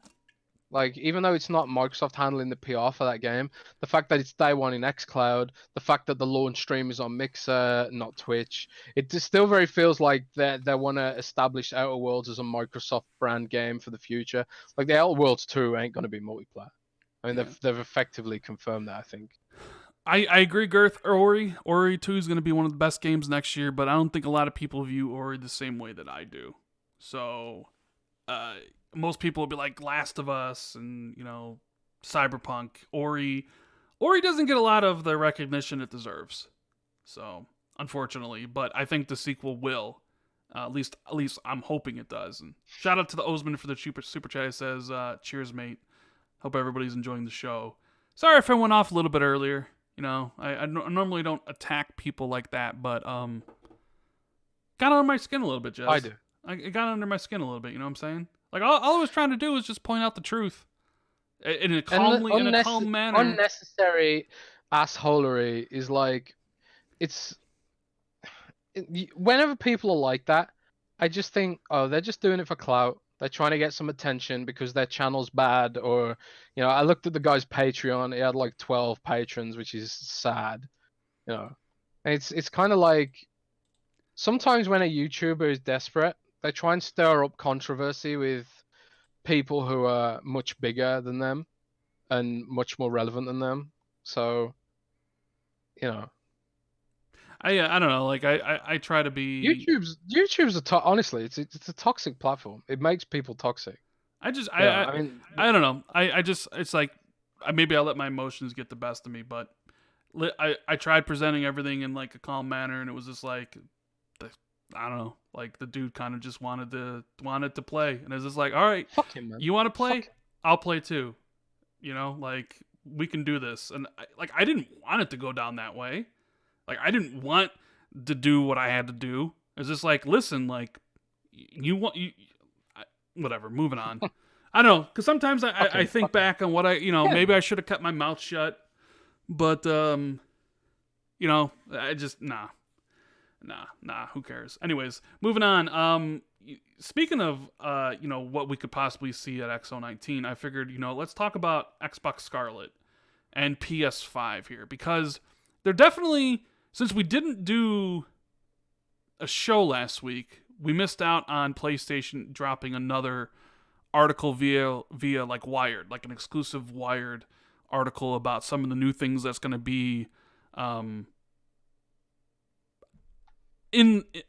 the PlayStation 5, right? And it has a new controller with like haptic feedback and rumble triggers basically, and it has you can have new UI. They mentioned that PlayStation 5 is going to have like hardware accelerated ray tracing and all that stuff, right? Yeah. And I wanted to kind of compare and contrast the way that Xbox is going about their Scarlett stuff and how they're revealing it versus the way Sony's been doing it, because they're doing two different approaches. Microsoft is doing the very traditional approach of Well, to be fair, Microsoft also had an exclusive with Digital Foundry for the X. So it's not like they're completely divergent in the way this is handled. No, And you're I'll right. tell you You're why right. You're right. You're right. companies do this. But that was a The reason mid-gen that- upgrade, so that kind of wasn't really had been done before though. Well, the thing is, the reason companies do this, and I expect Microsoft to do it again with Digital Foundry, right? It's because like Microsoft can put out an article themselves saying, yeah, it's 4K, yeah, it's this, yeah, it's that, but it's more credible if it's coming from a third party. If it's coming from Microsoft, then it's just marketing. You know, they're obviously biased in favor of it. So it's kind of like if you work with a independent journalist and they ask the questions they want to ask and stuff like that, at least theoretically, it's kind of like it should be more believable or trustworthy. So that's why companies do it, and that's why Microsoft will do it again with Digital Foundry, I think. Okay. I could see Microsoft doing that for sure. We're obviously just talking about this year, right? Microsoft has chosen, hey, we're going to give you all of our Xbox Scarlett info at E3. You know, they basically did the same trailer they did for the X for Scarlett, right? And all the information came out then. And they've been tight-lipped about it. The only time they've mentioned it, well, they haven't even mentioned Scarlett. The only time they've talked about it is when there was that rumor that there's going to be a camera. You remember that? And Microsoft quickly came out and be like, no cameras, no connects, right? Yeah, that was a Gizmodo thing. Right? Yeah, but Sony, they came out in April, they announced the PlayStation, they gave Wired some exclusive stuff, but kind of very basic information, just to kind of get people excited. And I think also jumped the gun because they knew Xbox was going to announce it at E3 and they weren't going to be there. So I do think a lot of that has to do with PlayStation not having an event, but maybe even trying something out a little bit different. Like, do you need to spend all that money to do these events when you can just have an article and trend on Twitter all day and have people know what's going on, right? And then I think last week they do this and they give more information. And then eventually, next year they'll have a media event where they can actually show what they're talking about. So it's two different ways of going about it. I'm not even saying one's better than the other. It's just very interesting considering they both kind of did the same exact thing for the PlayStation 4 and even for their mid-gen upgrades. I thought it was weird that some people were like, oh, this sucks, Sony shouldn't do this. Because I was just thinking, why shouldn't they do this? I kind of like that approach. Because, you do get that sort of independent stuff. I don't want to see 100% marketing. Whenever Microsoft announces something, that's marketing. That's them marketing it. Like, if I work for Microsoft and I say the Elite controller is good, of course I'm going to say it's good because I work for Microsoft. But if I don't work for Microsoft and I say the Elite controller is good, it carries more weight theoretically. So, I don't know. I thought it was good that they do that, and I hope that Microsoft does it too. Scarlett, if they want to reach out to me and let me do it, I won't say no. But no, it should be with Digital Foundry because Digital Foundry are the ones that they have that technical expertise and that credibility to really showcase, the technical specs of the consoles, and that's ultimately what this is all about. So, I don't know. I mean, if you, I do kind of like what, just from a person who, I don't like having to wait for events to actually hear information about stuff. So I kind of like the way Sony has kind of just a random day, boom, here's information about the next gen systems. I kind of like that as a person, who obviously runs a YouTube channel and I can, make a video about it or talk about it. But it keeps, I don't know, it kind of keeps the conversation flowing a lot more because before it was like, here's E3, here's the information, and then you got to wait forever until next E3 to hear the info. And that's it's like we talk about XO19, it's like that's a prime opportunity for Microsoft to talk again about Scarlett in some way. I think they will too. Right? And then maybe have some media event the beginning of next year, have more E3 coverage. It's just very it's like they're running two different strategies, and I'm not saying one's better than the other, but I don't know. I kind of think it's cool to wake up one day and be like, oh, here's a bunch of new PlayStation 5 information. You know? So this sort of also carries back to people criticizing Microsoft for not being more upfront with their roadmap. And I think like one of the awesome things about the Surface event was that they told us what their roadmap is. They were like, they've never done this for Surface before. They never said, "Oh, we have a device coming next year," and they did that for the Surface Duo and the Neo, and they announced the new operating system, Windows 10X. So like, we all know what the roadmap is now, which means that like we can look forward to it. Developers can prepare for it, you know, and stuff like that. At least independent developers who aren't working more directly with Microsoft, and I like that. I like that sort of open approach that more companies seem to be taking. And like one of the things Microsoft never does is they never talk about what games they're working on out in the future because of the whole Scalebound thing. I really want Microsoft to get over that. I really do. Right. Yeah, that's definitely that's something. Well, it's not just Scalebound. I think it's also Crackdown and how that turned out. You know, and how Perfect Dark turned out. It was supposed to be a real game, like a real new game, and then it was ended up just being the original Xbox game. You know, they've had some misses at the beginning of this gen, and they don't want to repeat it. But at the same time, you know, like, you do got to get people super hyped about your next system. You got to show stuff that's a little bit farther out. You know, I actually think it's more crucial than ever that they do this because if we've got like a subscription based service, we need to know what's coming to make it worthwhile. Like Netflix always talks about like, oh, the next season of this is coming, the next season of that is coming, and they do it a few months in advance. But TV shows are faster to make than games, so we need to know further in advance what's coming. I think, especially because of xCloud and Game Pass and stuff like that. So I don't know. IDK. I might write about that actually. You should. You should definitely write about it. All right. So something that might happen with Xbox Scarlet. I did a video about this, and I kind of want to get your take on it. Microsoft patented an Xbox, like a VR playmat, Jez. That was strange. Do you know what it reminded me of? What? The Xbox, the OG Xbox had like a Dance Dance Revolution mat that you could plug into it. That's what it reminded me of. I don't know, But it wasn't. That was interesting. But it wasn't just the VR mat. Obviously, you need a VR device too. But it was like a new motion controller, and then also a stylus. Oh yeah, the one thing. Yeah. It was. I mean, Microsoft has a lot of patents related to VR that never materialized. Do you remember Project Fortezilla? I think it was called. That was like AR glasses, like even smaller than HoloLens, that just never happened. Mm-hmm. They patent a lot of stuff that just doesn't happen. So I don't think that alone is indicative of Xbox Scarlett getting VR. And like the fact that Microsoft has invested almost nothing into Windows Mixed Reality, which presumably would be the system powering Xbox VR, that kind of says to me that Microsoft still doesn't take it seriously. I don't think that X Scarlett's going to have VR.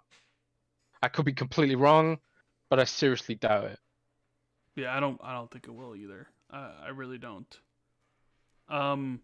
But moving on to a launch title for Scarlet. Ooh, look at this segue, Jeds. Moving in, moving out, quick. Ducking and diving. Halo Infinite. I've heard of that game. Yeah, Halo. You might have heard of it. It's coming out next year. Launch title for the Scarlet. Small indie game. Small indie game from a small studio of like 550 people. Just a small little thing. Small to get together with friends, right? Game jam game. There was a bunch of people out there saying, "Hell, it's in a lot of trouble. It's gonna get delayed." Mainly because a person, Mary Olsen, who was the lead campaign director, she left after being promoted to lead campaign director after the last guy left 2 months ago. So Jazz, what's going on at 343? Should I be worried about my favorite franchise? Is it over? Should they scrap the game, start over, burn 343 to the ground, and rebuild it from the ashes? What's going on over there at 343? I think that they should cancel Halo and instead invest all that money into the Wasteland franchise, actually. I thought you were going to say Gears 5, but I think you're... Because you used to be like Gears 5, or the Gears franchise is better than Halo, but, man, people are upset with Gears 2 lately, man. What's going on? What's up? Like... I don't know. Well, first of all, I don't think Halo's in trouble. I certainly haven't heard that. People I talk to about Halo seem, confident about it.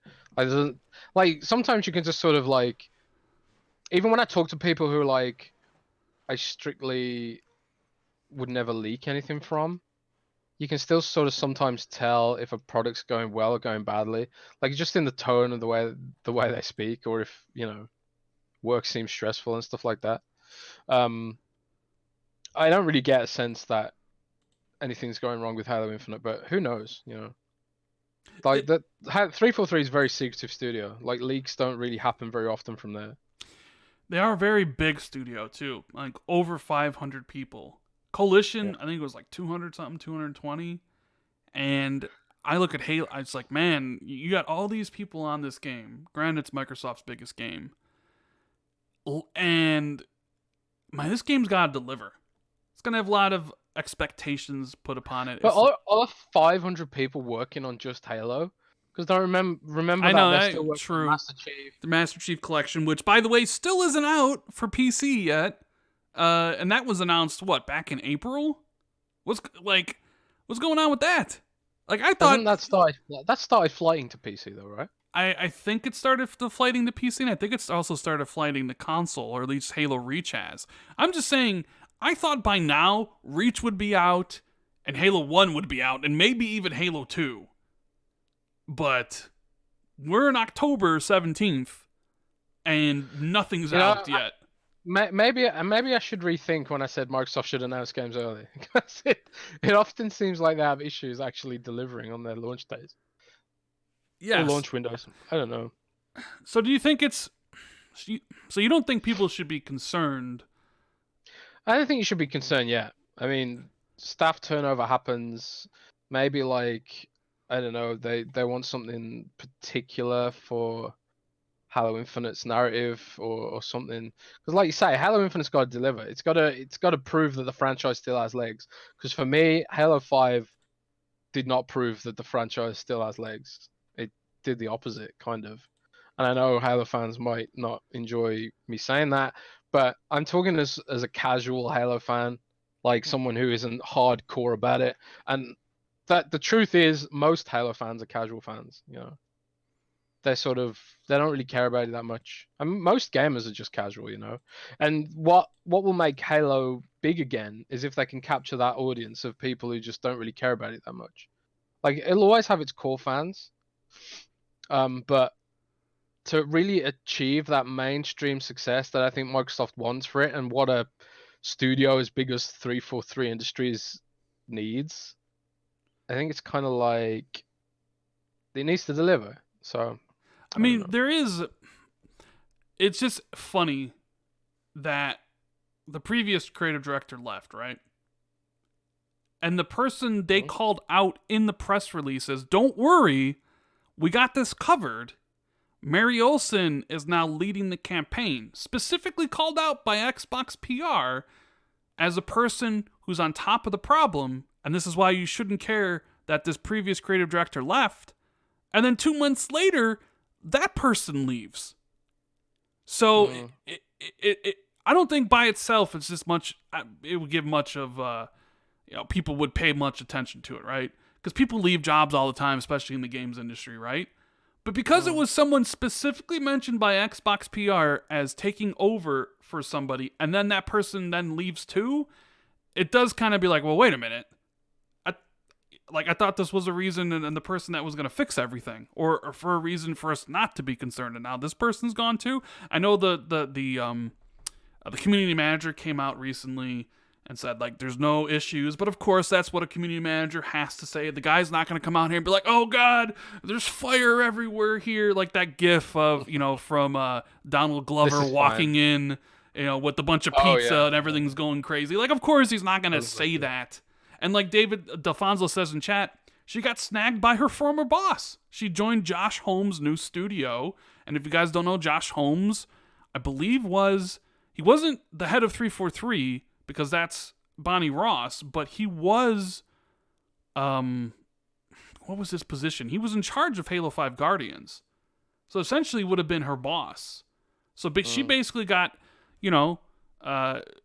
he basically stole her to join that studio, who's probably already filled with a bunch of X343 employees, because after Halo 5 came out, there was a lot of turnover at 343. A lot of people left. So What's that one? yeah, so we'll have to wait and see. Do I think people should be concerned? Not particularly. It's just one or two people. It's just eyebrow raising because she was the one they called out in a PR response for why you shouldn't be concerned or why it wasn't that big of a deal. So there is the Halo stuff there. Xbox also announced a new promotion with Taco Bell, again for the third year in a row, which new console, I think it's called the Eclipse. It's like black gradient. Microsoft loves their gradient colors on the X. Comes with an Elite V2, which Jez, you have. How is the Elite V2? I do. I'm using it right now to play Children of Mortar, actually. I wrote an impressions piece because the embargo was 2 hours after I received it. So I was like, 2 hours ain't enough to actually do a full review of this. So I just do some photographs and some early impressions. But early impressions are extremely, extremely positive. Like I've always been on Twitter arguing with Sony fans about internal batteries, right?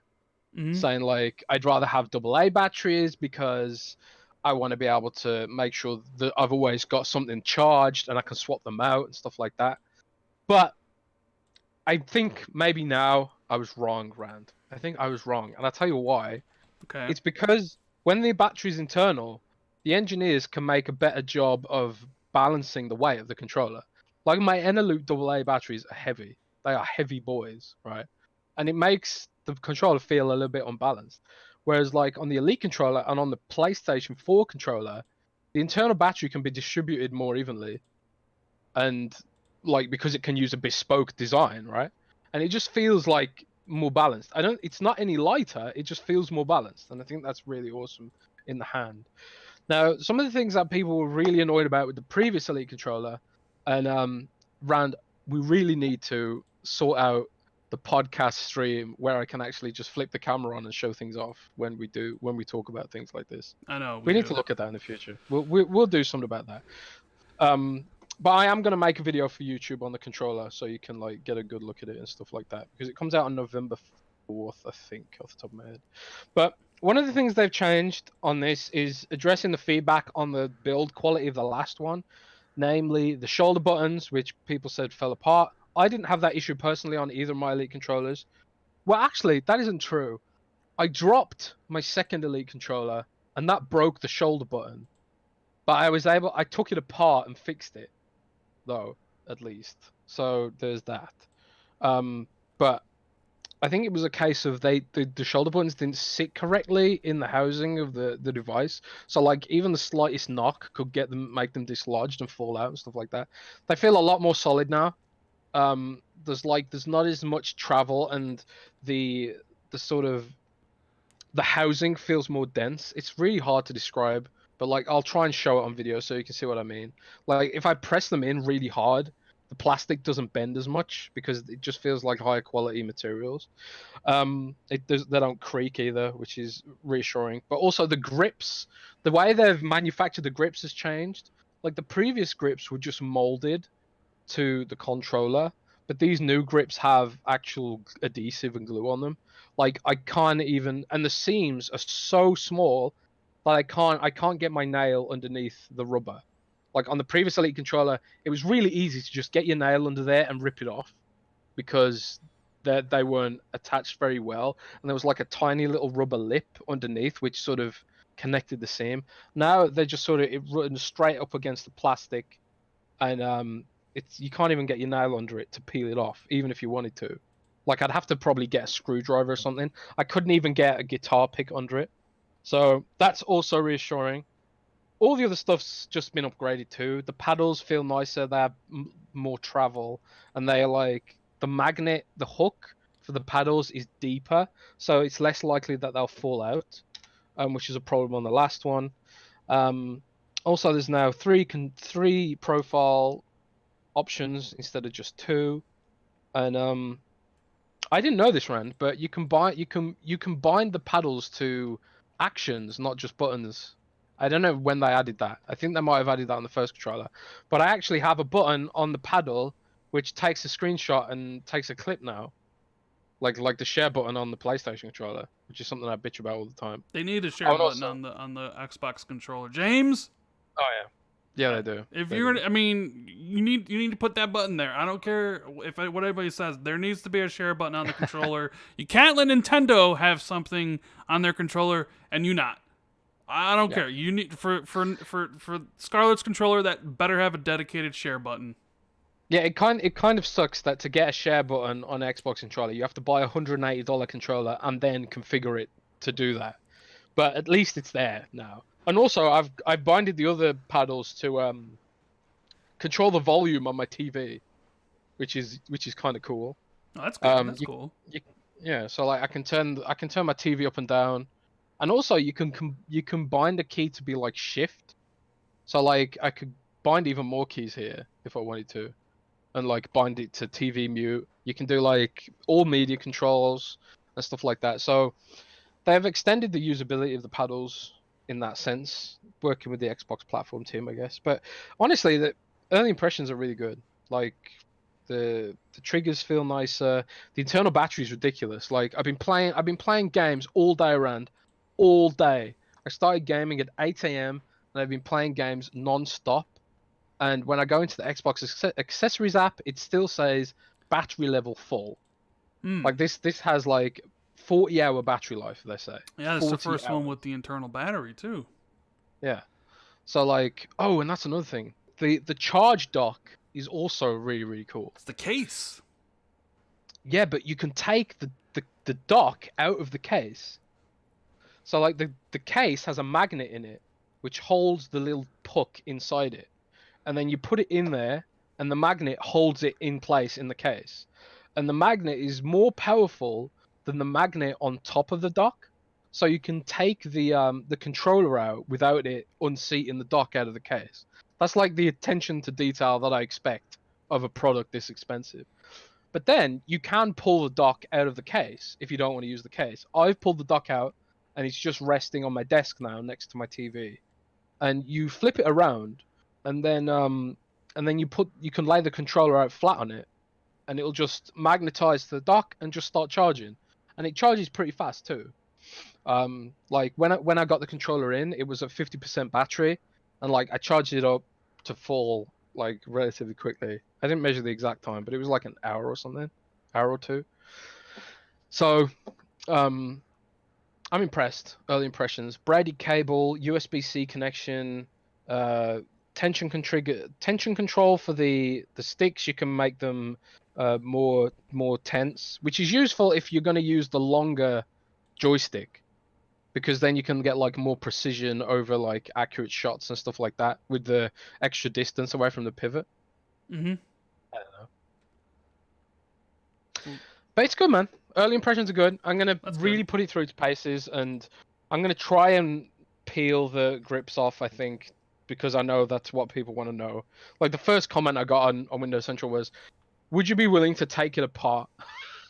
And I'm just looking at it like, do I really want to take apart a $180 controller? But you know, I kind of think people deserve to know what the glue's like on the grips, so I'll look into doing that.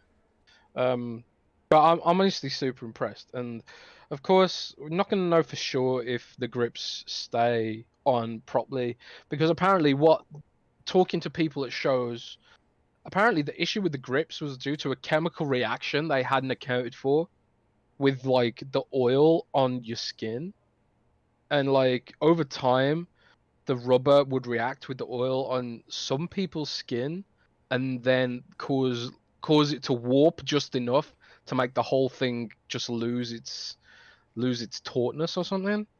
Something to do with hand oil chemistry. I don't know, but the fact that it has glue on now should be reassuring at least. Yeah. But Let's see. We got Xbox toxic message filters. Basically, Microsoft will filter out your messages and display them as potentially offensive message hidden if you want them to. Otherwise, I mean, you don't have to have it enabled. You can leave it unfiltered so you can still get the same messages you've always gotten. But it's more for people that don't want to see, or being called a racist slur or what have you.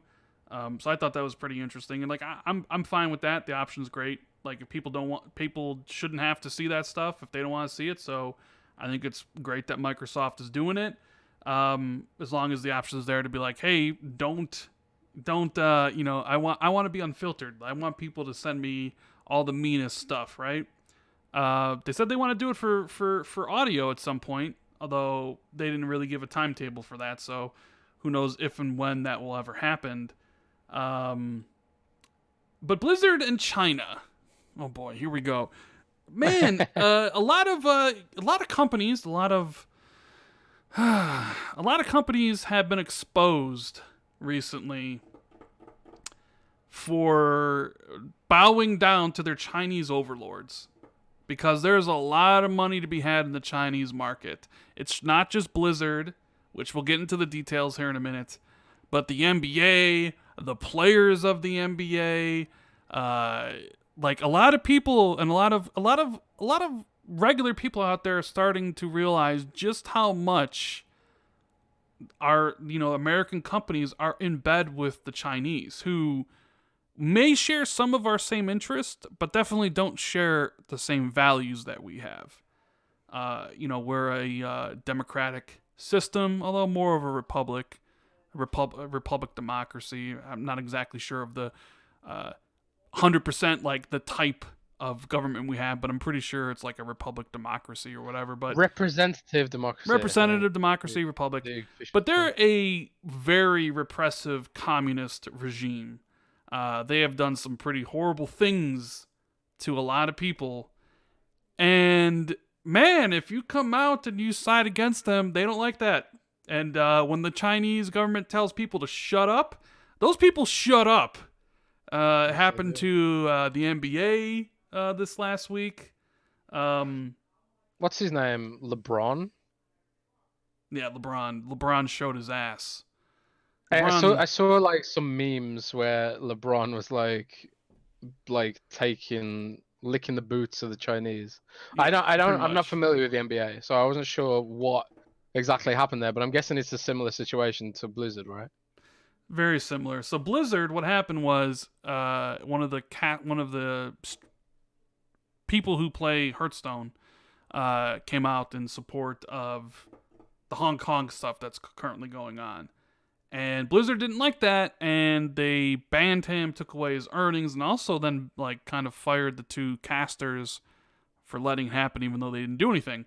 Eventually, people got upset, and Blizzard kind of went back, and they reduced the guy's suspension to 6 months and gave his money back, and said that their relationship with China had nothing to do with it, all this stuff, which is a complete farce and a lie.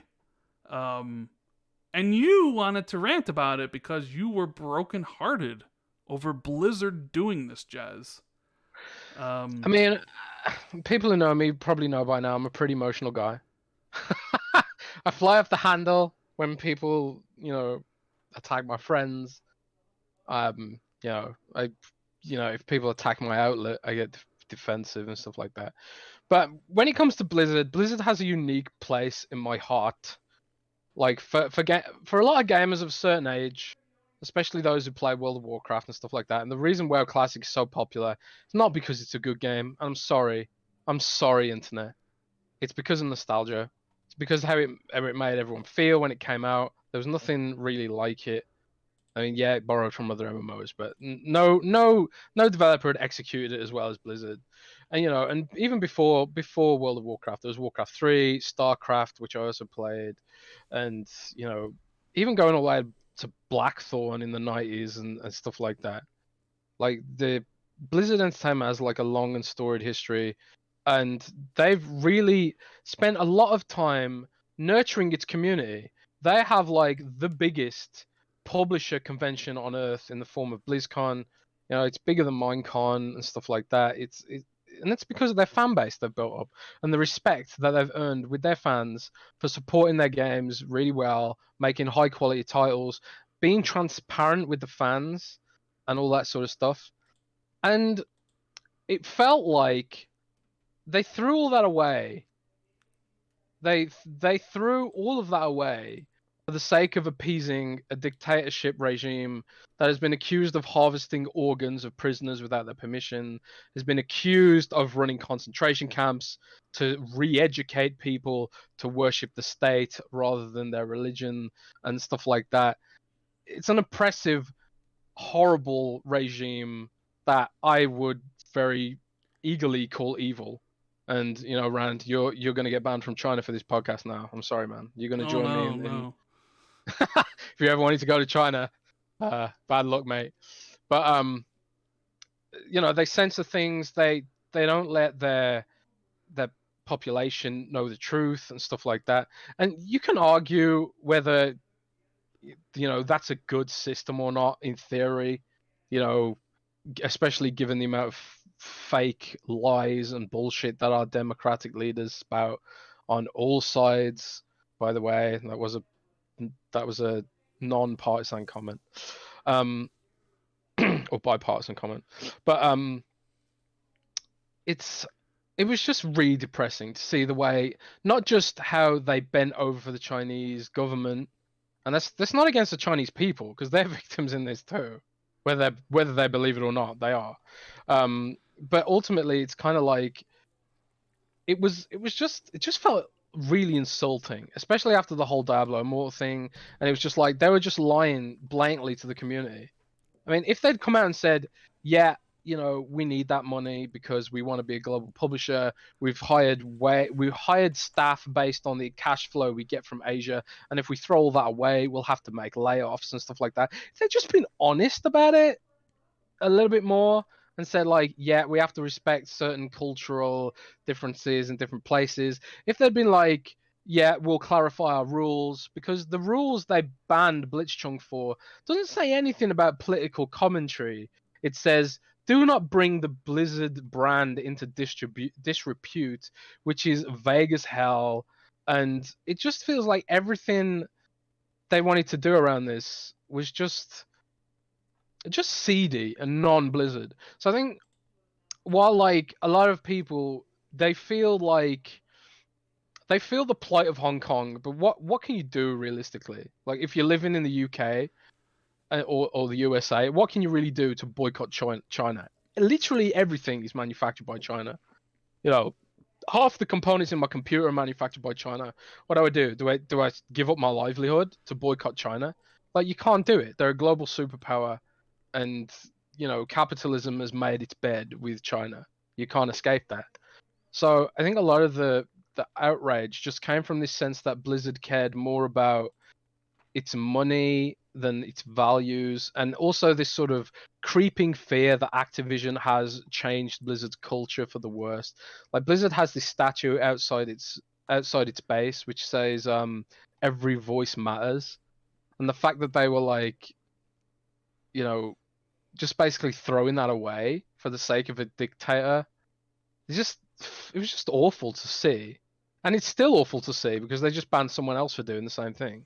Well, I Um, don't know if you heard, but like the whole tweet that got the Chinese upset with the NBA was Daryl Morey, who's the Rockets general manager, and all he tweeted was just yeah, like, support for the Hong Kong stuff. That was it, just like a 2-word tweet with like an image.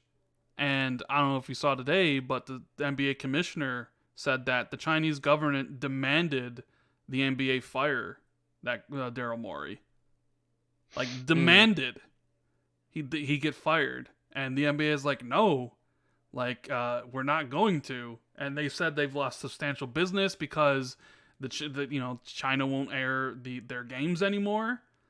And it's crazy to see this all happen at once. I mean, South Park did an episode about it, which I thought was brilliant. That how much I haven't seen that yet. and yeah, I see like Mr. Almighty Spartan God saying like, there are other communist countries out there, like Cuba, North Korea, Vietnam. But the problem is there's not billions of dollars and huge thriving markets in those countries, so nobody really cares about them. Nobody's bending to those countries' wills. China is a world power. A lot of the stuff we use here in the United States is made there. A lot of American businesses do business there. There's a lot of money to be had. And let's just imagine the situation was a little bit different. Let's imagine if Donald Trump demanded somebody from the NBA be fired. We'd all be laughing. We'd all be laughing because he can't. Because here in the States, we have freedom of speech, which protects us from the government. We can say whatever we want to any political, person outside of like, saying, like, hey, inciting, like murder or whatever like that, right? Yeah, everything except threats, basically. Yeah, basically. Like they can't do anything to you. They can't really do anything in the private sector. It's out of their purview. But the Chinese government's different. They operate on different values and a different system. And the fact that they've demanded the NBA fire one of their own personnel over all this stuff is just, it's laughable, but it's exactly what they do. When the Chinese tell you to shut up, when that government tells you to shut up, it's like you shut up because there's billions of dollars on the line, and we all know money talks. I mean, and it's tough for me to like even put in the shoes of any of those, because I don't got $1 billion on the line with China. Would I be saying these comments right now if I had a lot of money tied up in the Chinese market? No, of course not. So there's like no lot. You can say whatever you want when there's no cost to you, but when the cost to you is billions of dollars, like it was to LeBron and a lot of the NBA players who were very critical of Donald Trump and what's going on here in America, and very, social justice stuff, everything that's going on. But suddenly they don't want to talk about political stuff anymore when it comes to China because now they're not educated enough. Like, cut me. Like, I don't even know what I want to say. It's like, y'all been exposed. It's, I don't know. But we kind of had to talk about it because it's invaded gaming, because Tencent is one of the biggest publishers out there. Yeah, they're bigger than Sony. They're bigger than Microsoft. They're the biggest. Like last year, they made more money than Sony did, more money than PlayStation. Yeah. They have so many. They have their fingers in everything, right? They own a part of Epic. They own completely like Riot Games. They've invested in a lot of stuff. They are out there, and it's a complete Chinese company. And if you want to do business there, then you got to do the business the Chinese way, man. It's screwed up. Straight up, it's messed up, and it's kind of like. But this is the issue. It's like once you throw in with China, that's it. You can't escape, because if you grow to a point where you use the Chinese money to hire a ton of people, and then your idea is, okay, we need that money to cash flow the wages of the people we've hired. And you've got to remember, Blizzard has hired, I know Blizzard laid off 800 people at the start of the year, but that was just Activision padding the books, basically. They've started rehiring a lot of those people, which is like hilarious, and they've now got more developers than they've ever had. Like a lot of those layoffs were in marketing and customer service and stuff like that, but they also laid off a bunch of developers and people like that. But they've hired a lot of them back now, and they've hired more devs than ever because they know that they're competing with Tencent's Riot Games more than ever now, and to cash flow that, they need Chinese money. Yeah, and if they piss off the Chinese market, They don't get the Chinese money, and then they have to fire everyone who was being cash flowed by that money. Now, you could argue that maybe Blizzard doesn't deserve to have that money because they're supporting a regime that's evil, basically. And this ain't about boycotting China, because that's impossible to do in any sort of realistic way. For an individual, it's like the only way you can really escape China is if you go and live in the woods. I ain't about to do that. I'm sorry, and like I ain't. But what I can do is I can be like angry at Blizzard for being hypocritical and lying to its community, barefaced lying. They totally just lied, saying that it wasn't about China, when Blizzard China put out a tweet saying something like, "We will always defend the pride of China," like some cult ass stuff. Yeah. It's the lies, man. It's the lies. So it's like it just feels like Blizzard's gone too far gone. They're no longer about the community. They're all about money, and even if it means supporting dictators to get that money. So that's like why I was depressed about it. Because there's nothing I can do about the Hong Kong situation. There's nothing I can do about it. But I can sure as hell be mad at Blizzard for supporting that shit, and I will be. Yeah. And DI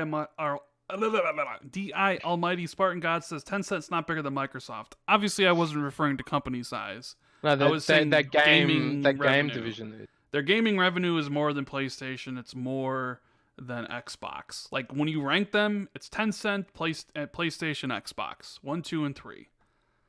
So they're a big competitor. They're right there, and they have a lot of they got a lot of their hands in pies and stuff. But either way, you know what? I think I'm that'd sad be that they own Grinding Gear Games, yeah. basically now. I figured That was also funny. Tim Sweeney came out and said, "As long as I'm in charge of Epic Games, we'll let our players say what they want." I'd love someone to test that in practice and see what happens. I would love that. I know, right? As Tim Sweeney doesn't give a damn because he's personally worth billions, so it's not going to affect him personally. But I'd love to see what happened if Tencent, tried to sanction him or pull their money out or something. Because they'd have to fire people. A lot of the money they make is through the partnership they've got with Tencent. And because the investment that you get from Tencent allows you to distribute your game in China, which is a massive market. And like, if you don't have partnership with a Chinese company like NetEase and Tencent, then you can't distribute there because the government is evil and it's not an open system. So Fortnite can only distribute in China because of its partnership with Tencent. World of Warcraft can only distribute in China because of its partnership with Tencent or NetEase or whatever company it is. But I don't know. I'd love a Fortnite player to put that into practice just to see what would happen if Tim Sweeney holds true to his word. Because the naive thing about what Tim Sweeney said is that he ain't going to be the CEO of Epic Games forever, and it's telling that he said, as long as I'm the CEO, blah blah blah blah blah. He knows he ain't going to be the CEO forever, and he knows that as soon as he's gone, that's it. That's it. The Tencent will basically have the whole company. Yeah. Tencent is a very dark force in gaming right now. They are an extremely dark force, and that's ultimately who Xbox sees as their primary competition. We talk about on this podcast how Xbox doesn't see PlayStation as competition. It's more about protecting the gaming industry from the nefarious influence of China, and protecting the Western gaming culture, which is ultimately one of free expression. Like, you should see the kind of censorship that Western games get in China. It's sad. Like PUBG is called like freedom game or something, and it's like soldiers fighting for freedom or some bullshit like that. I can't even remember what it's called. But it's just weird and creepy, that a government can have that much power over its citizens, and the citizens can't do shit about it, or they get disappeared by the state. Yeah, You get disappeared and put in a concentration camp somewhere. And like, I often see Chinese people on Reddit defending China, saying, "Oh, it's not that bad. It's just Western propaganda." And again, maybe that's true. I haven't been to China. I haven't got a satellite, which all I can do is trust that Western journalists are telling the truth when they say, look, we've got satellite image data of concentration camps, or we can trust people who've escaped from China and said they harvested my organs, because there are loads of accounts like that out there. Look at Tiananmen Square. And I don't want to get political on this podcast, but that's the problem with China being in games. It makes things political.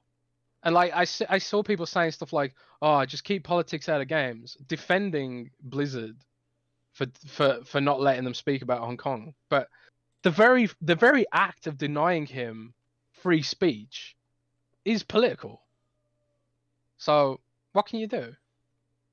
Yeah, it's not just like the NBA and gaming industry. It's also the movie industry.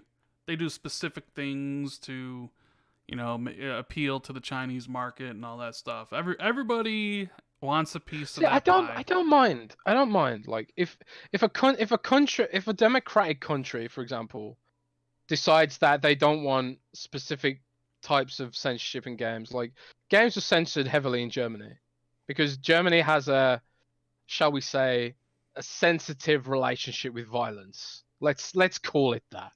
It took years for Germany to allow games like Gears of War to be uncensored. And even now, like people who I know in Germany who are like intelligent adults and stuff like that, they are still terrified of games. Just because like the propaganda that's out there about games calling violence and stuff like that, and the media often blames violent video games for like shootings that happen in Germany, which are actually, I mean, there was just a shooting very recently, actually, in Germany, and it happens here, because they have like access to guns, in this country, so they often blame video games for that stuff, and it's if a country wants to censorship stuff, that's fine. But the problem is like when it affects free countries like the US and the UK, which don't have censorship. When Ubisoft wanted to censor, they wanted to censor Rainbow Six Siege for China, but for everyone. That's when it's bad. It's like, why should we have to put up with China's censorship in our free countries? Why should we have to do that just because China's got loads of money? If devs want to have China's money, they better sure as hell make two different versions of the game, or have two different versions of the rules, because China doesn't play by the same rules that we play by. So, yep, yeah. So sorry for getting political. It's probably like the only time we'll talk about stuff like that, but just because it affected Blizzard and everyone, I don't know, like all these companies are just showing their ass. About it, so figured we talk about it, but it's probably a good point to end the show. Of course, we still take questions, so everybody wants to ask us a question, make sure you put it in chat. We want to thank everybody for tuning into the show. If you enjoyed it, make sure you hit the like button, subscribe to the channel. Hope you guys enjoy this later if you're listening on iTunes or Spotify or Google Play. Yeah, man, like good show, Jez. Like week off, a lot to talk about here. And Hazador has a question for you. He says, "How's the game Wolfenstein censorship in Germany, Jez? Do they really remove Hitler mustache?" I'm not sure. I think Wolfenstein Youngblood was uncensored. It was like the first one that was, but previously I don't think they couldn't show the swastika. I believe in the previous ones, right? I think that was.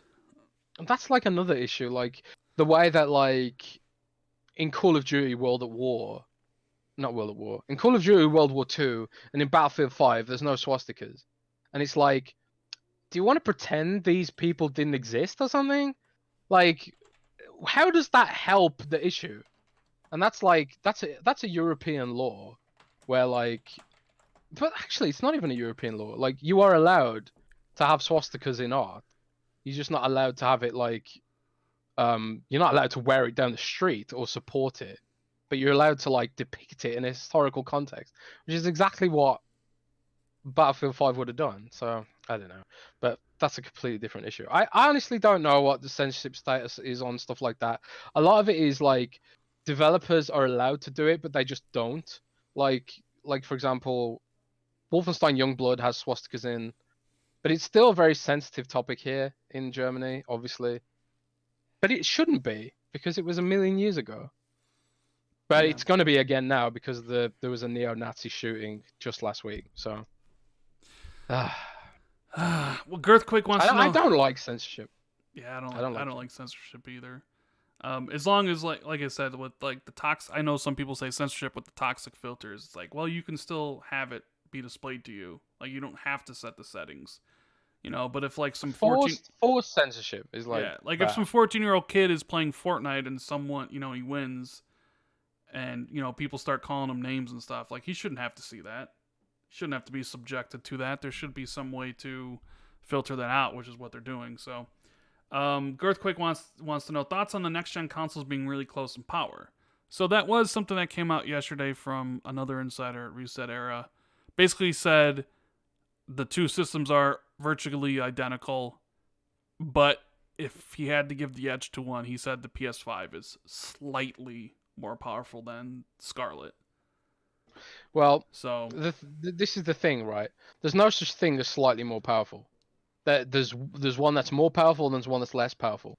Like the difference could be so imperceptible that only Digital Foundry could find the difference, and that'll be enough for the narrative.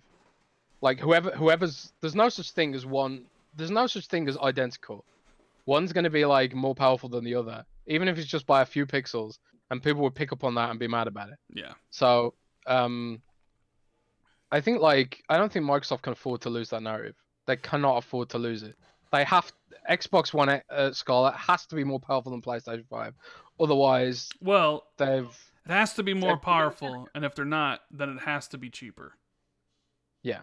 Like if the PlayStation 5 is more powerful and it's coming in at 500, then Scarlet better be 400, even if it's roughly the same. Because I mean, we've already seen what happened. I mean, PlayStation is just kind of more of a bigger brand worldwide. I think Microsoft needed that kind of feather in their cap of saying we are the most powerful. But if you don't got that and they're basically just the same, I think people just choose PlayStation. So you got to undercut them on price at that point. So It's also like they lose their backwards compatibility differentiation too next gen. well, yeah, Because because the rumor is that we know that it's backwards compatible with the PlayStation 4, but there's now a rumor that it might even be backwards compatible with discs on the PS1 and PS2.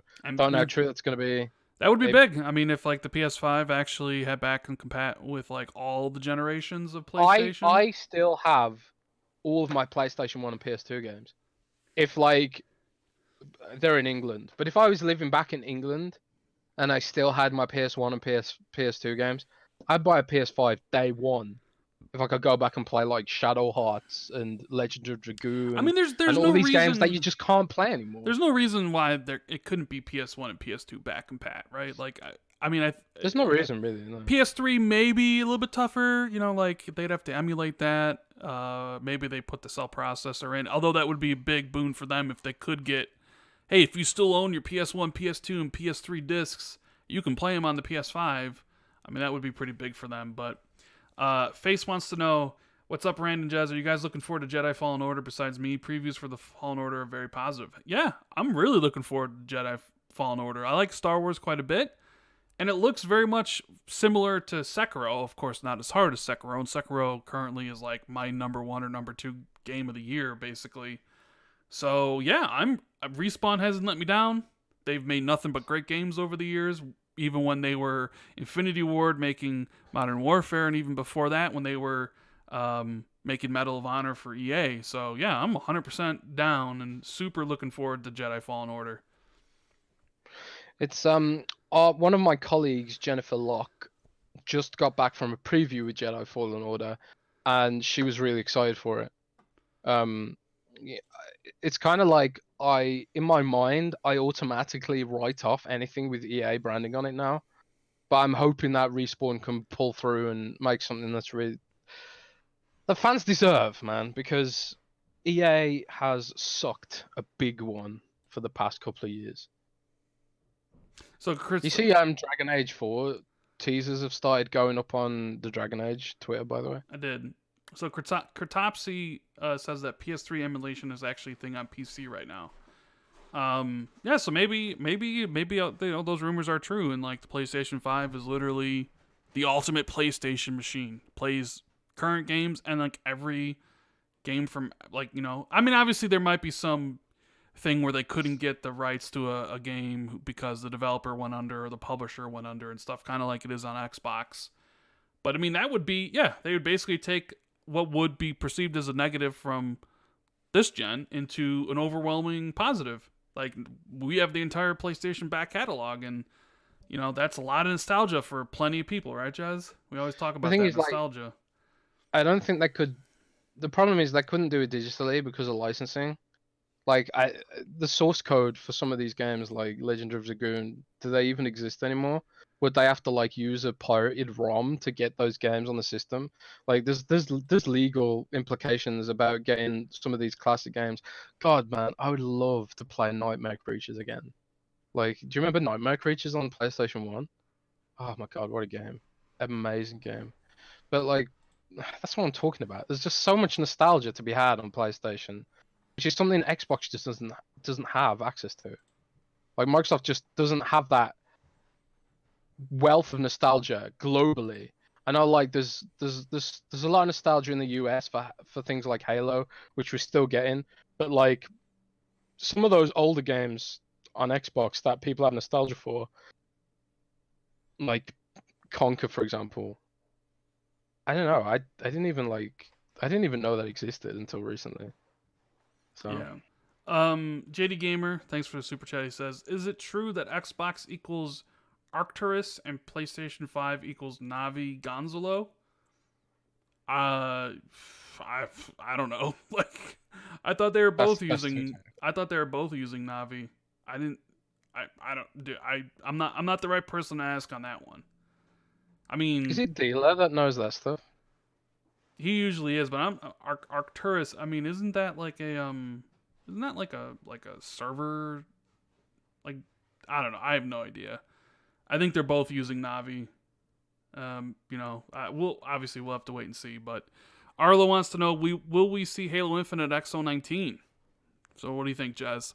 I Halo would hope Infinite so. XO19. I hope so too. I hope XO19 is basically a celebration of Xbox Game Studios showing them like why you should be excited for what they're making.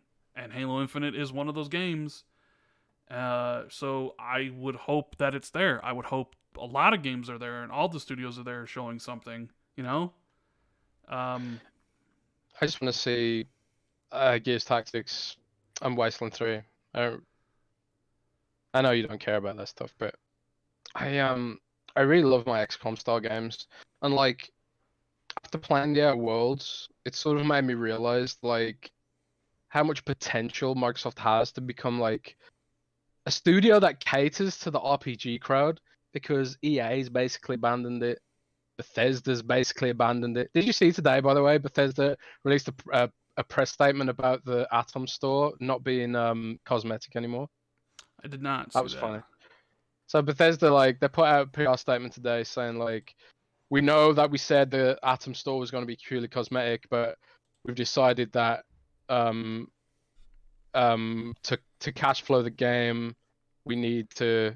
I appreciate the transparency, I guess, but it's kind of like they said to in order to deliver a service, we need to add more utility items to the game because they are by far the most popular items.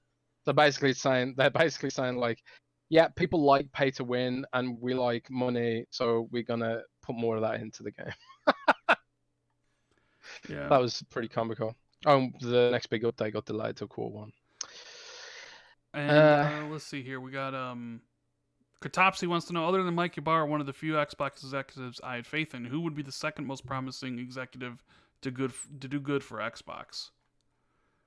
Um, hmm. I don't like my interactions with Xbox executives were mostly with Phil Spencer. I talked to him a lot. I talked to Ybarra a lot. Um, there Well, wasn't. I don't like there. it's ultimately like Mike's position was basically created for Mike. like overseeing, making sure people were doing their job. Like maybe Phil could fill that role too. But I like, mean, Bill Stillwell's doing a great job. I like yeah, him. like I literally thought Bill Stillwell when you said Like he that. did great work on Back Compat, and he's like doing the XCloud stuff. He's seems to be a very cool guy. Like the only two executives I talked to at Microsoft were Phil and Mike. I mean, I talked to other employees, but they're not executives. So, I mean, I think like basically put it this way: if XCloud is a success and Bill Stillwell can do for XCloud licensing and library what he did for Back Compat, I think you'll see Bill Stillwell get promoted in the future. The yeah, dude is a cool guy. He bleeds Xbox, and he did an amazing job getting the Back Compat library as big as it is. Like there's so many games on there that I thought would never come, and and that's a great differentiator for Xbox. Where in a world where like they lost the power narrative for years, and they were like, okay, well, we might not be the most powerful console, but we're gonna let you run your old 360 games on this thing because that's what the fans wanted, and he delivered that, leading the charge there. So I think you'll see if xCloud's a big success, I think you'll see Bill promoted. yeah. And another super chat from JD Gamer. He says, "Could XO19 be the start of the MS hype train leading up to the GDC reveal, E3 blowout, and then a super exciting November 2020 launch?" I mean, yeah, it could be. Um, like I said, me and Jess hope they talk about Scarlet again at We'll put it XO. this way: like what Microsoft tends to do is they like to put the audience's focus on a particular thing. So like the focus before was Gears of War, but that's out now and out in the wild, and they're just sort of serving the fans that are playing that game. So now what is the big focus coming for Xbox next? It's just Scarlet. That's it. Well, like right now, you can almost make it its XCloud because it just came out. Like game wise, what's the next focus? I mean, Halo Infinite, but that's still over a year away. Ori 2 is, I think, the next game to actually launch from Xbox. But even still, that's like maybe a smaller title. Yeah. Obviously, Bleeding Edge is also another smaller title. Minecraft Dungeons potentially could be big, but even still, that's like a $20 game. I And know it's there's what been a we've lot of got. talk about Microsoft Flight Sim because That's people are I playing like have the alpha fasting. and stuff like You know, that. dude, I am blown away how much how much how much traffic we did for Flight Simulator, man. I am shocked about how much traffic we did for that game. So I ain't someone who cares much for simulation games. Like I like that kind of simulation games. I like survival simulation games because like they're kind of story driven, but those sort of like train simulator games, they're so big, Rand. They are so big with a particular section of the audience. Yeah. I think that's going to be a big game for Microsoft, and also it's got all that cloud-based mapping technology in it. It's I'm interesting. kind of the only thing I'm interested in Flight Sim is I kind of want to take off from O'Hare Airport or Midway because I've actually been there and fly over my house and see what my house looks like. Or like maybe Jez tells me where he lives so I can go kind of like fly over Jez's house or my friend's house and stuff. Like that kind of thing That's really would be cool to in think it like about. something to do, but I wouldn't play it. Like I just would want to kind of like, oh, you fly around and like see in the game, landmarks and stuff that I draw, that I see all the time. That I don't know. The way they talk about it, it's like, hey, if there's a forest fire in the real world, that there's going to be a forest fire in the game, or if there's a hurricane approaching, off like Florida, that Yeah, hurricane's going to be there in the game and stuff. Like, it uses weather alerts and like an AI engine to generate the graphics. It's crazy technology, man. Like what I'm excited for is mods. I want to like fly a Thomas the Tank Engine plane loaded with nukes and just crash it into my old school. yeah. Um, but that's probably a good spot to end the show. Me and Jez appreciate everybody being here. We had a whole bunch of people tuning in. So make sure you guys hit the like button, subscribe to the channel, follow Jez on Twitter, and if you want to listen to this on a podcast app, you're more than welcome to. We put it up on iTunes, Spotify, Google Play, SoundCloud, and pretty much any podcast app. So if you want to listen to this, at your own convenience or even later on YouTube. That's all up to you. But we appreciate all the support that we do get. And sorry about the technical issues. That was happening because my computer was locking up, I think. Yeah. But I'll fix that now. It won't happen again. So we'll see you next week, guys. Have a good week. Hopefully I hope I can start sleeping better, so I can actually start making more videos and stuff. So later, guys. Have a good one. Take care, everybody.